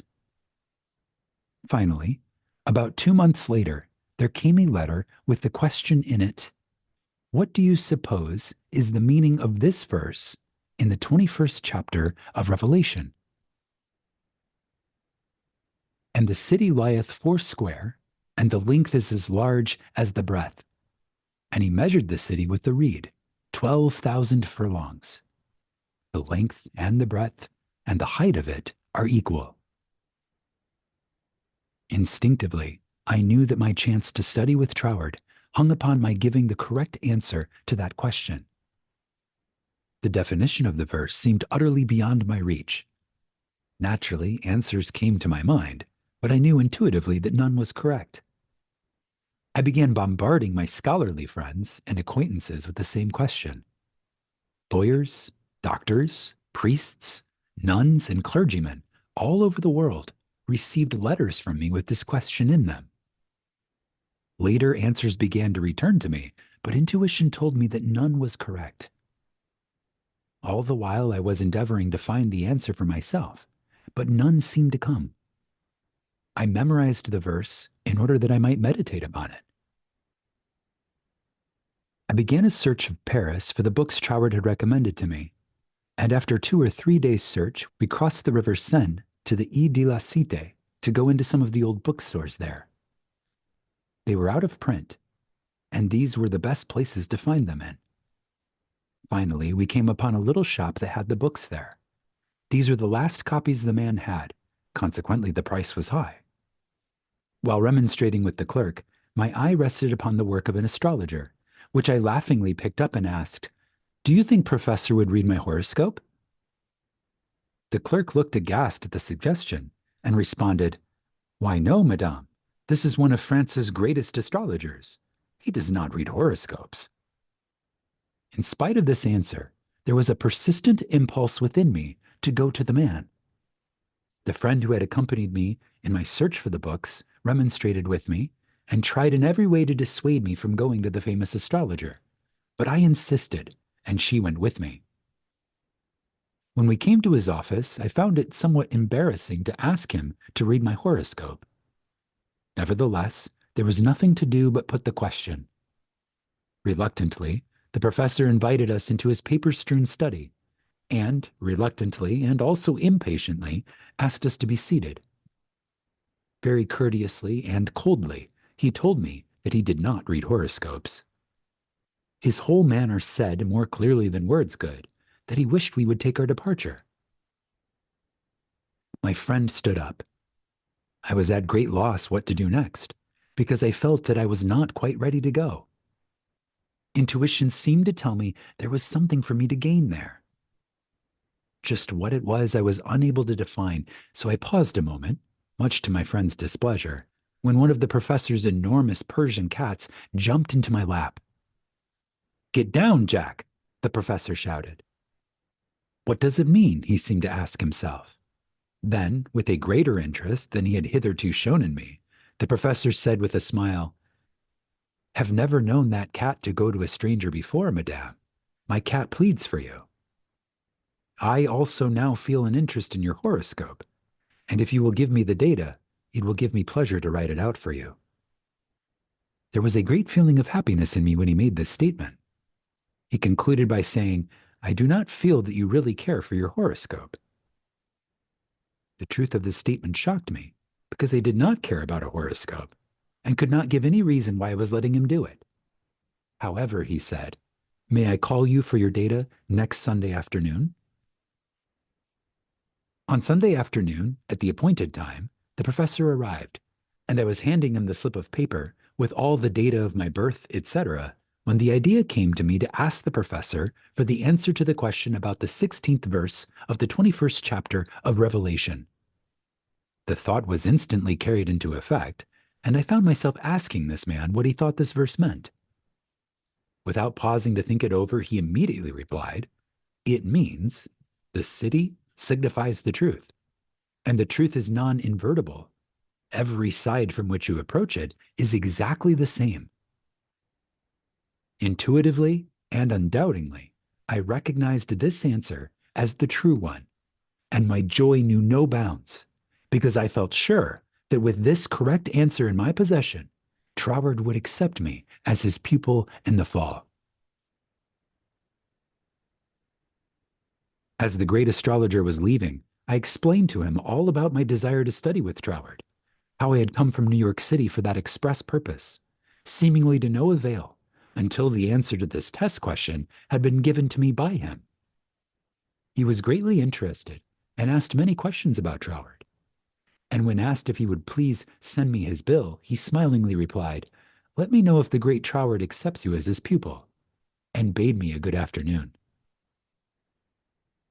I hastened to my room to send a telegram to Troward, giving my answer to the question about the 16th verse of the 21st chapter of Revelation. There was an immediate response from Troward that said, "Your answer is correct. Am beginning a course of lectures on the Great Pyramid in London. If you wish to attend them, we'll be pleased to have you. And, afterward, if you still wish to study with me, I think it can be arranged." On receipt of this reply, preparations were at once made to leave Paris for London. I attended all the lectures, receiving much instruction from them, after which arrangements were made for my studying with Troward. 2 days before leaving for Cornwall, I received the following letter from Troward, clearly indicating the line of study he gave me. November 8th, 1912. Dear Miss Behrend, I think I had better write you a few lines in regard to your proposed studies with me, as I should be sorry for you to be under any misapprehension and so to suffer any disappointment. I have studied the subject now for several years and have a general acquaintance with the leading features of most of the systems which, unfortunately, occupy attention in many circles at the present time, such as Theosophy, the Tarot, the Kabbalah, and the like.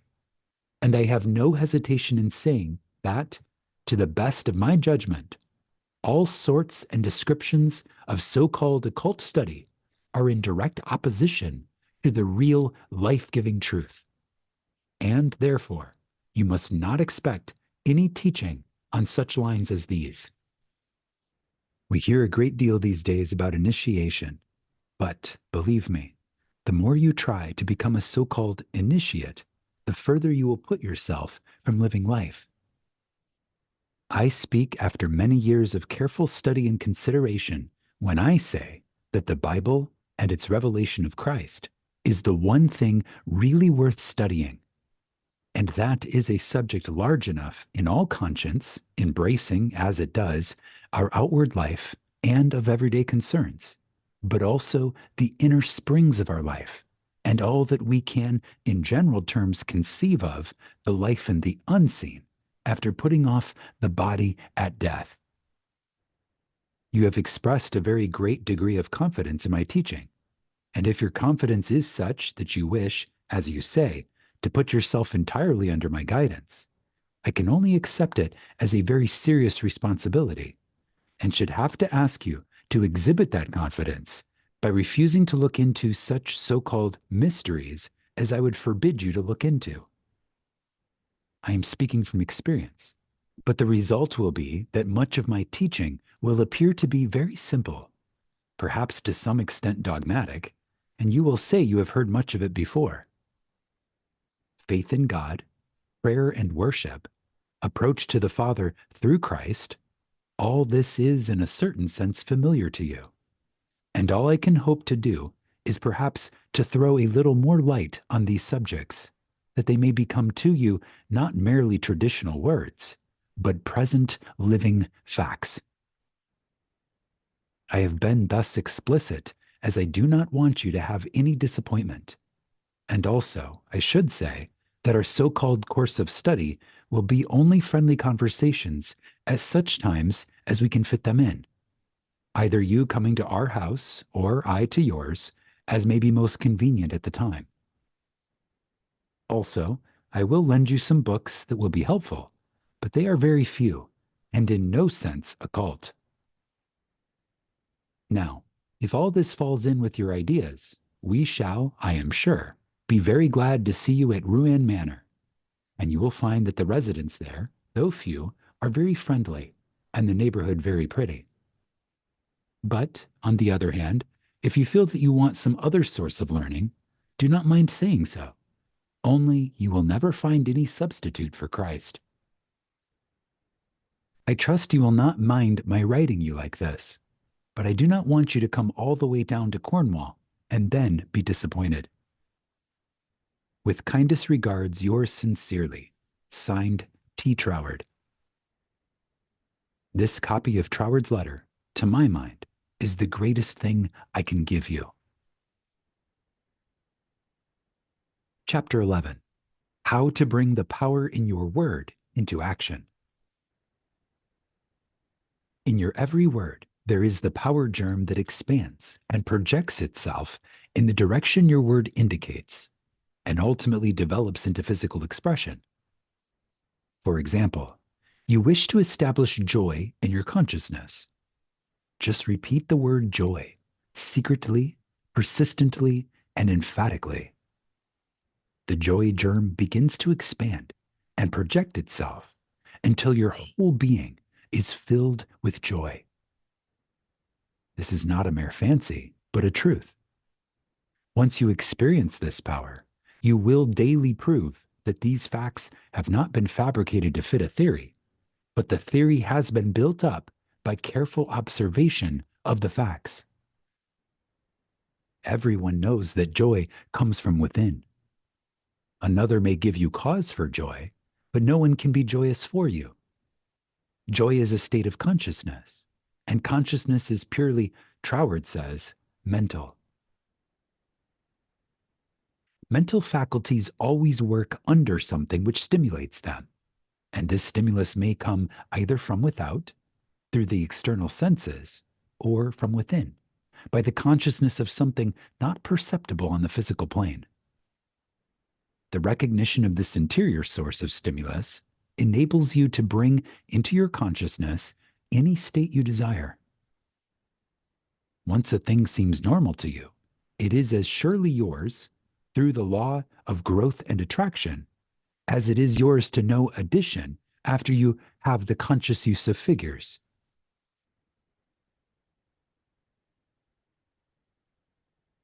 Again, mental faculties always work under something which stimulates them, and this stimulus may come either from without, through the external senses, or from within, by the consciousness of something not perceptible on the physical plane. The recognition of this interior source of stimulus enables you to bring into your consciousness any state you desire. Once a thing seems normal to you, it is as surely yours through the law of growth and attraction as it is yours to know addition after you have the conscious use of figures. This method of repeating the word makes the word in all of its limitless meaning yours, because words are the embodiment of thoughts, and thought is creative, neither good nor bad, simply creative. This is the reason why faith builds up and fear destroys. Only believe, and all things are possible to you. It is faith that gives you dominion over every adverse circumstance or condition. It is your word of faith that sets you free. Not faith in any specific thing or act, but simple faith in your best self in all ways. It is because of this ever-present creative power within the heart of the word that makes your health, your peace of mind, and your financial condition a reproduction of your most habitual thought. Try to believe and understand this, and you will find yourself master of every adverse circumstance or condition, a prince of power.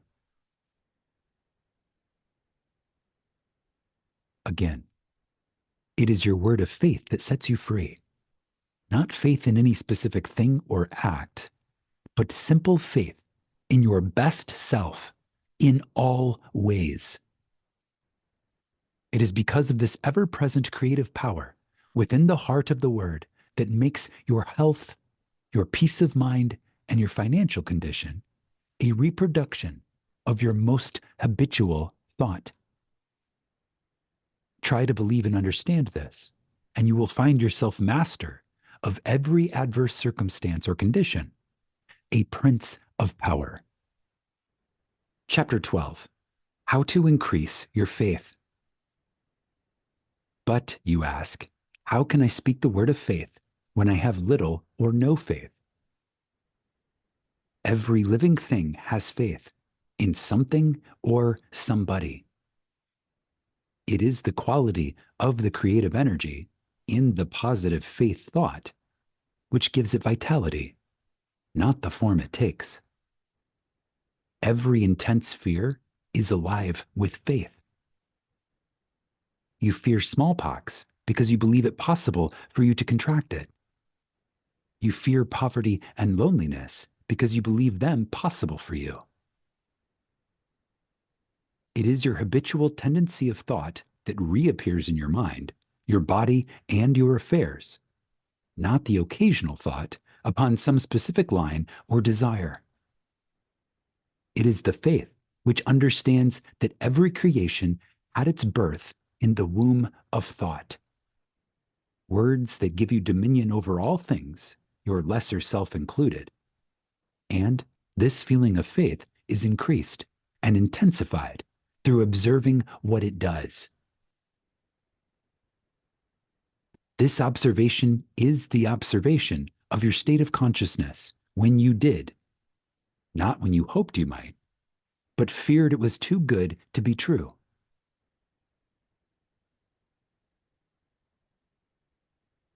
How did you feel that time when you simply had to bring yourself into a better frame of mind and did? Or you had to have a certain thing and got it. Live these experiences over again and again mentally until you really feel in touch with the self that knows and does. And the best there is yours. Chapter 13, The Reward of Increased Faith. Because you have expanded your faith into the faith and laws of the universe that know no failure, your faith in the best of yourself, the principle of life in you, has brought you into conscious realization that you are not a victim of the universe, but a part of it. Consequently, there is that within yourself which is able to make conscious contact with the universal principle of law and power, and enables you to press all the particular laws of nature, whether visible or invisible, into serving your particular demand or desire. And thereby you find yourself master, not a slave of any situation. Troward tells us that this mastering is to be accomplished by knowledge, and the only knowledge which will afford this purpose in all its measureless immensity is the knowledge of the personal element in universal spirit and its reciprocity to our own personality. In other words, the words you think, the personality you feel yourself to be, are all reproductions in miniature or specialized God or universal spirit. All your word thoughts were God word forms before they were yours. The words you use are the instruments, channels, through which the creative energy takes shape. Naturally, this sensitive creative power can only reproduce in accordance with the instrument through which it passes. All disappointments and failures are the result of endeavoring to think one thing and produce another.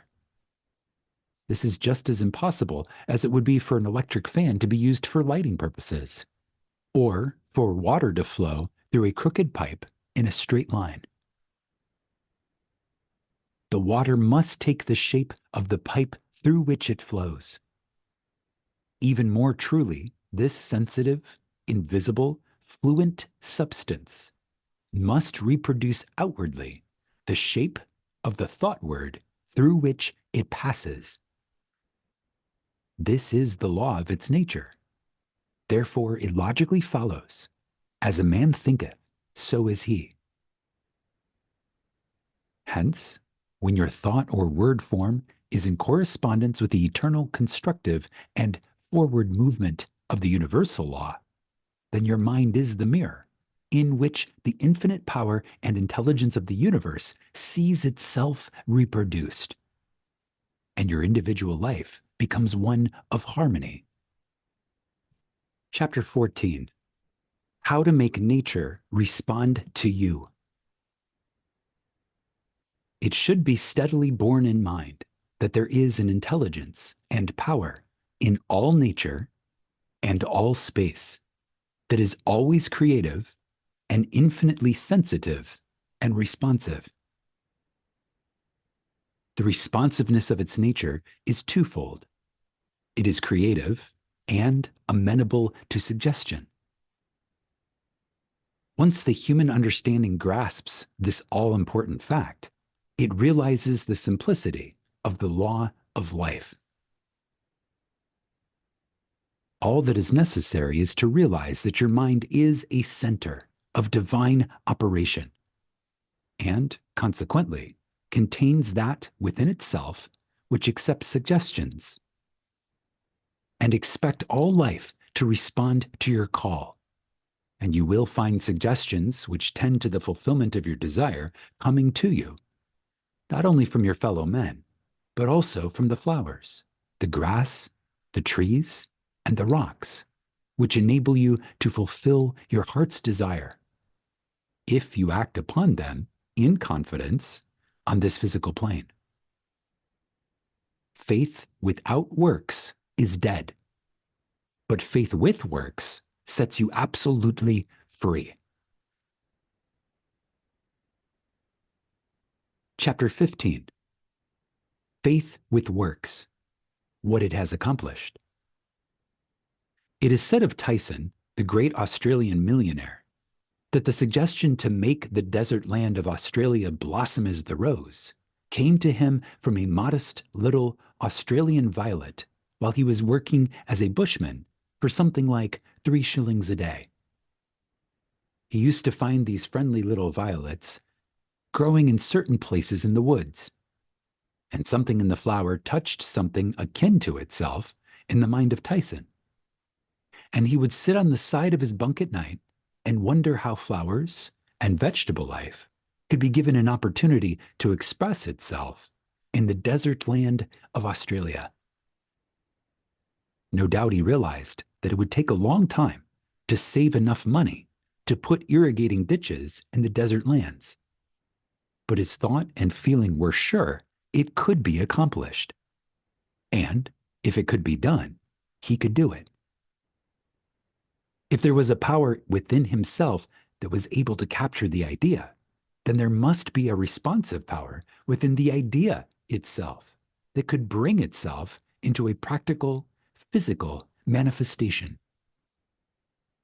He resolutely put aside all questions as to the specific ways and means which would be employed in bringing his desire into physical manifestation, and simply kept his thought centered upon the idea of making fences and seeing flowers and grass where none existed.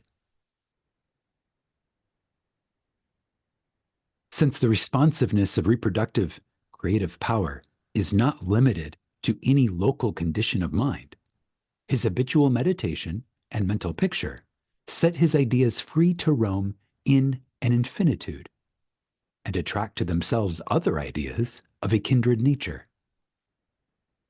Therefore, it was not necessary for Tyson to wait and see his ideas and desires fulfilled until he had saved from his 3 shillings a day enough money to irrigate the land. For his ideas found other ideas in the financial world which were attuned in sympathy with themselves, and the doors of finance were quickly opened. All charitable institutions are maintained upon the principle of the responsiveness of life. If this were not true, no one would care to give, simply because another needed. The law of demand and supply, cause and effect, can never be broken. Ideas attract to themselves kindred ideas. Sometimes they come from a flower, a book, or out of the invisible. You are sitting or walking, intent upon an idea not quite complete as to the ways and means of fulfillment, and behold, along comes another idea, from no one can tell where, and finds friendly lodging with your idea, one idea attracting another, and so on, until your desires are physical facts. You may feel the necessity for an improvement in your finances and wonder how this increase is to be brought about, when there seems suddenly to come from within the idea that everything had its birth in thought, even money, and your thoughts turn their course. You simply hold to the statement or affirmation that the best, and all there is yours.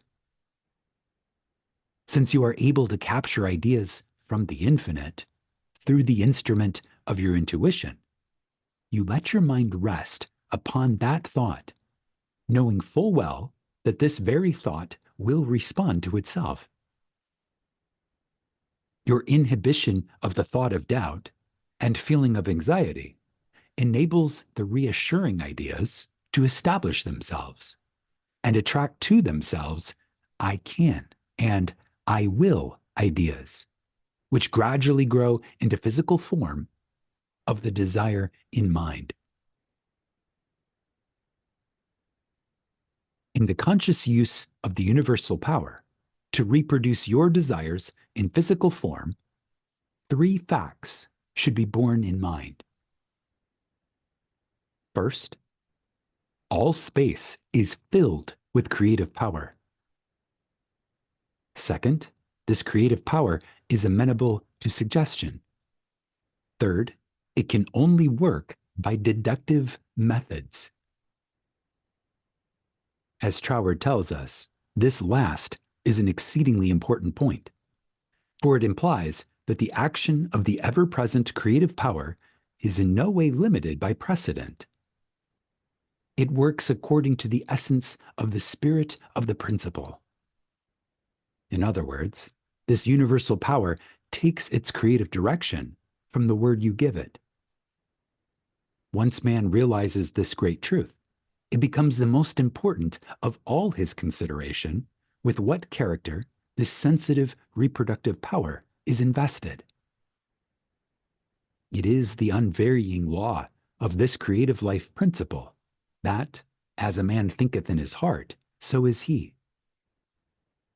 If you realize the truth that the only creative power can be to you only what you feel and think it to be, it is willing and able to meet your demands. Troward says, if you think your thought is powerful, then your thought is powerful. As a man thinketh in his heart, so is he, is the law of life. And the creative power can no more change this law than an ordinary mirror can reflect back to you a different image than the object you hold before it. As you think, so are you, does not mean as you tell people you think, or as you wish the world to believe you think. It means your innermost thoughts, the place where no one but you knows. None can know the Father save the Son, and no one can know the Son but the Father. Only the reproductive, creative spirit of life knows what you think, until your thoughts become physical facts and manifest themselves in your body, your brain, or your affairs. Then everyone with whom you come into contact may know, because the Father, the intelligent creative energy, which heareth in secret, hears your most secret thoughts, rewards you openly, reproduces your thoughts in physical form. As you think you know, that is what you become, should be kept in the background of your mind constantly. This is watching and praying without ceasing. And when you are not feeling quite up to par, to physically pray.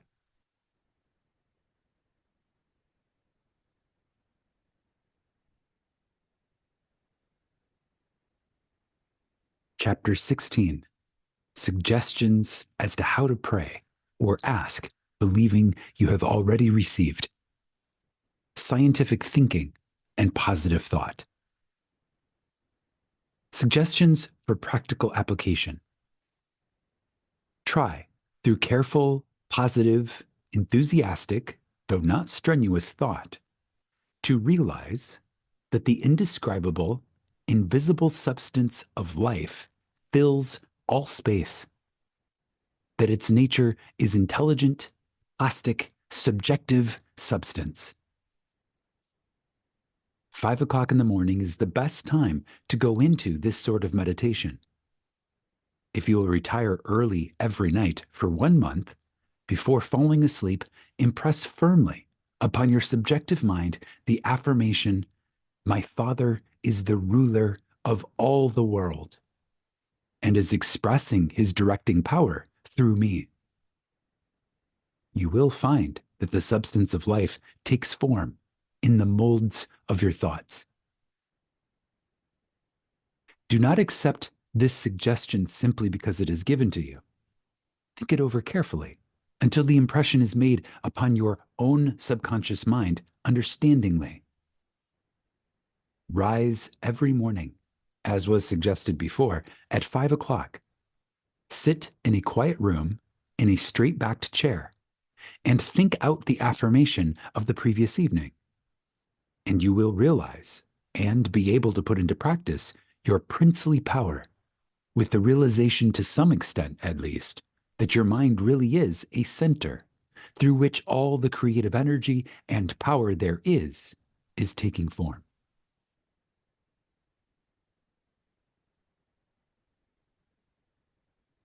The principle underlying scientific prayer.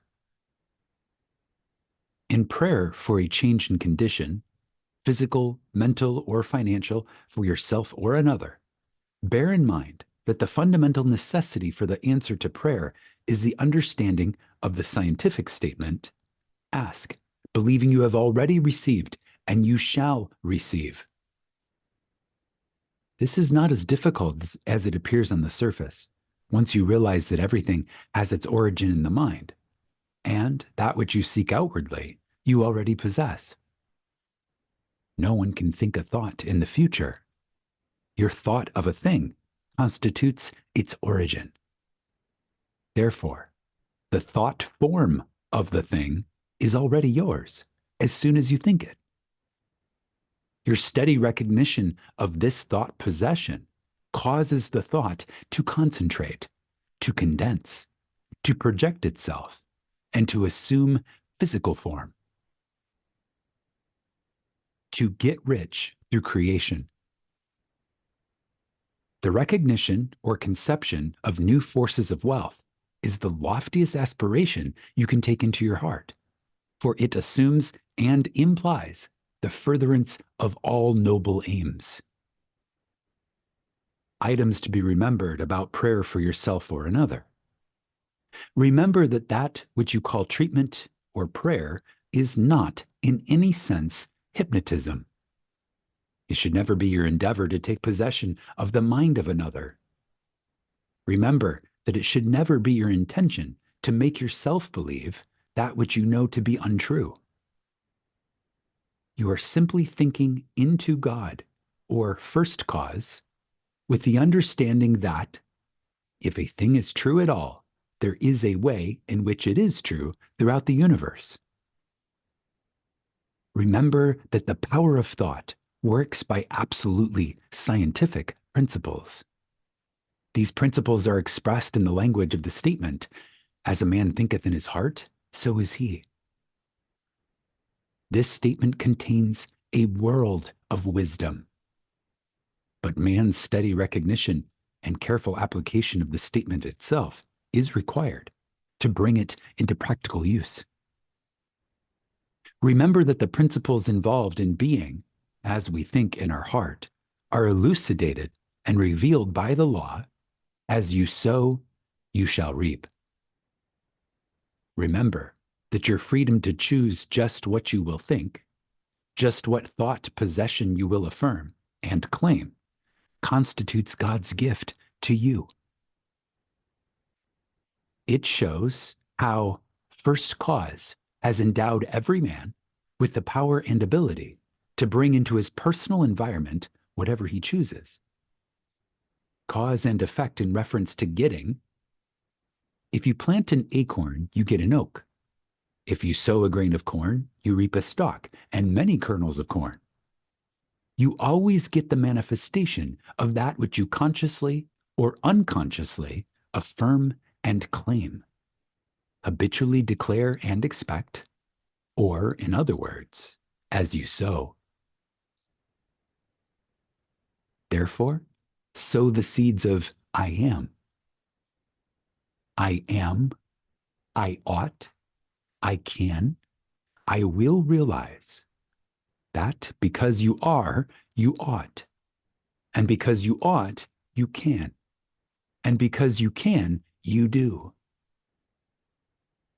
The manifestation of this truth, even in the smallest degree, gives you the indisputable understanding that dominion is your charter right. You are an heir of first cause, endowed with all the power he has. God has given you everything. All is yours. And you know that all you have to do is to reach out your mental hand and take it. This formula may serve as a pattern to shape your own prayer or affirmation into God for the benefit of another or yourself. If for another you speak the Christian name of the person you wish to help, then dismiss their personality entirely from your consciousness. Intensify your thought by meditating upon the fact that there is that in you which finds the way, which is the truth, and is the life. You are affirming this fact, believing that, since you are thinking this, it is already yours. Having lifted up your feeling to the central idea of this meditation, you examine your own consciousness to see if there is aught which is unlike God. If there is any feeling of fear, worry, malice, envy, hatred, or jealousy, turn back in your meditation to cleanse your thought through the affirmation that God's love and purity fill all space, including your heart and soul. Reconcile your thought with the love of God, always remembering that you are made in the image and likeness of love. Keep this cleansing thought in mind until you feel that you have freed your consciousness entirely of all thoughts and feelings other than love and unity with all humanity. Then, if denials do not disturb you, deny all that is unlike your desired manifestation. This accomplished, overlay your denial with the affirmative thought that you are made in the image and likeness of God, and that you already have your desire fulfilled in its original, spiritual, or thought form. Closing prayer. Prayer, as a method of thought, is a deliberate use of the law, which gives you the power of dominion over everything which tends in any way to hamper your perfect liberty. You have been given life, that you may enjoy it more and more fully. The steady recognition of this truth makes you declare yourself a prince of power. You recognize, accept, and use this power as a child of the King, and hence dominion is your birthright. Then, when you feel the light of this great truth flooding your consciousness, open the floodgates of your soul in heartfelt praise that you have the understanding that the Creator and His creation are one. Also, that the Creator is continually creating through His creation. Close your treatment in the happy assurance that the prayer which is fulfilled is not a form of supplication, but a steady, habitual affirming that the Creator of all creation is operating specifically through you. Therefore, the work must be perfectly done. Your mind is a center of divine operation.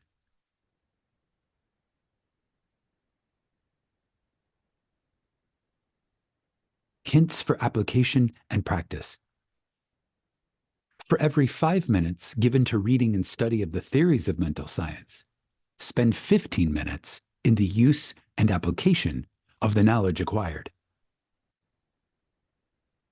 Spend 1 minute in every 24 hours in conscientiously thinking over the specification that must be observed in order to have your prayers answered. Practice the steady recognition of desirable thought possession for 2 periods of 15 minutes each and every day. Not only time yourself each period to see how long you can keep a given conception before your mental vision, but also keep a written record of the vividness with which you experience your mental image. Remember that your mental senses are just as varied and trainable as your physical ones. Spend 5 minutes every day between 12 noon and 1 o'clock with a mental search for new sources of wealth.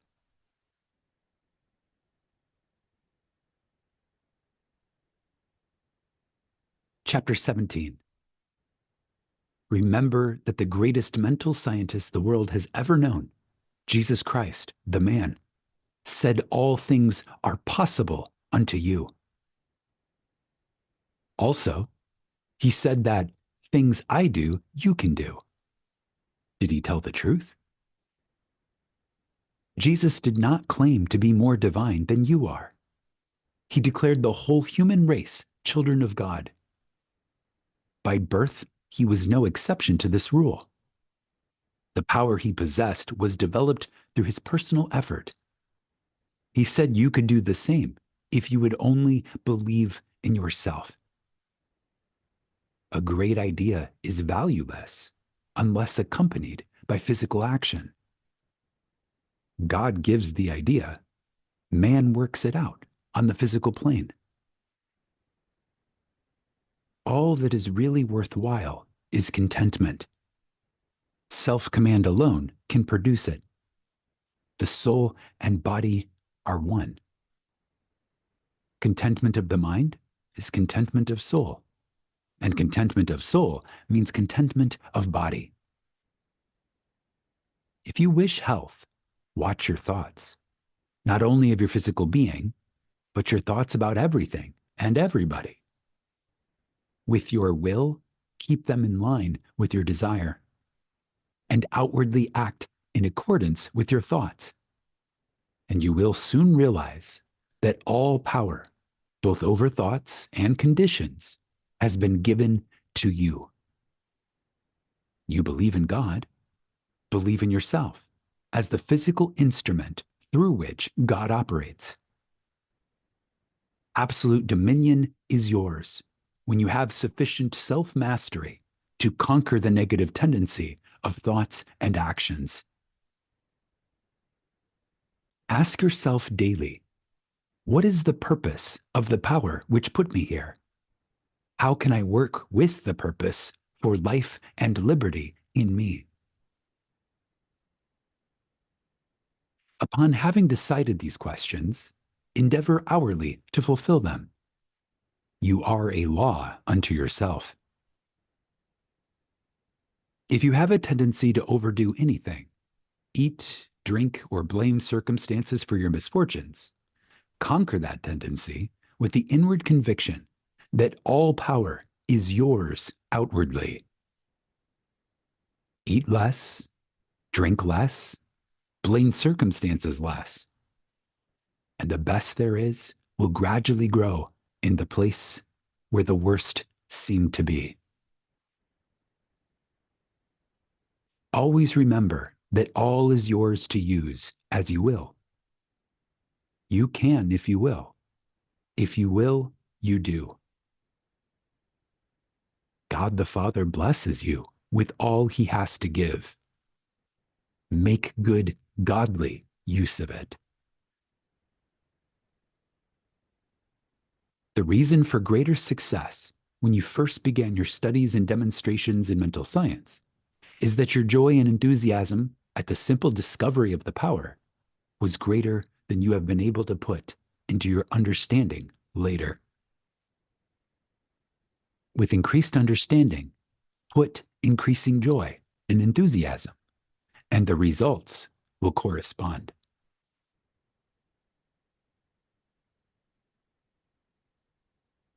This concludes Your Invisible Power by Geneviève Behrend, read by Josiah Brandt.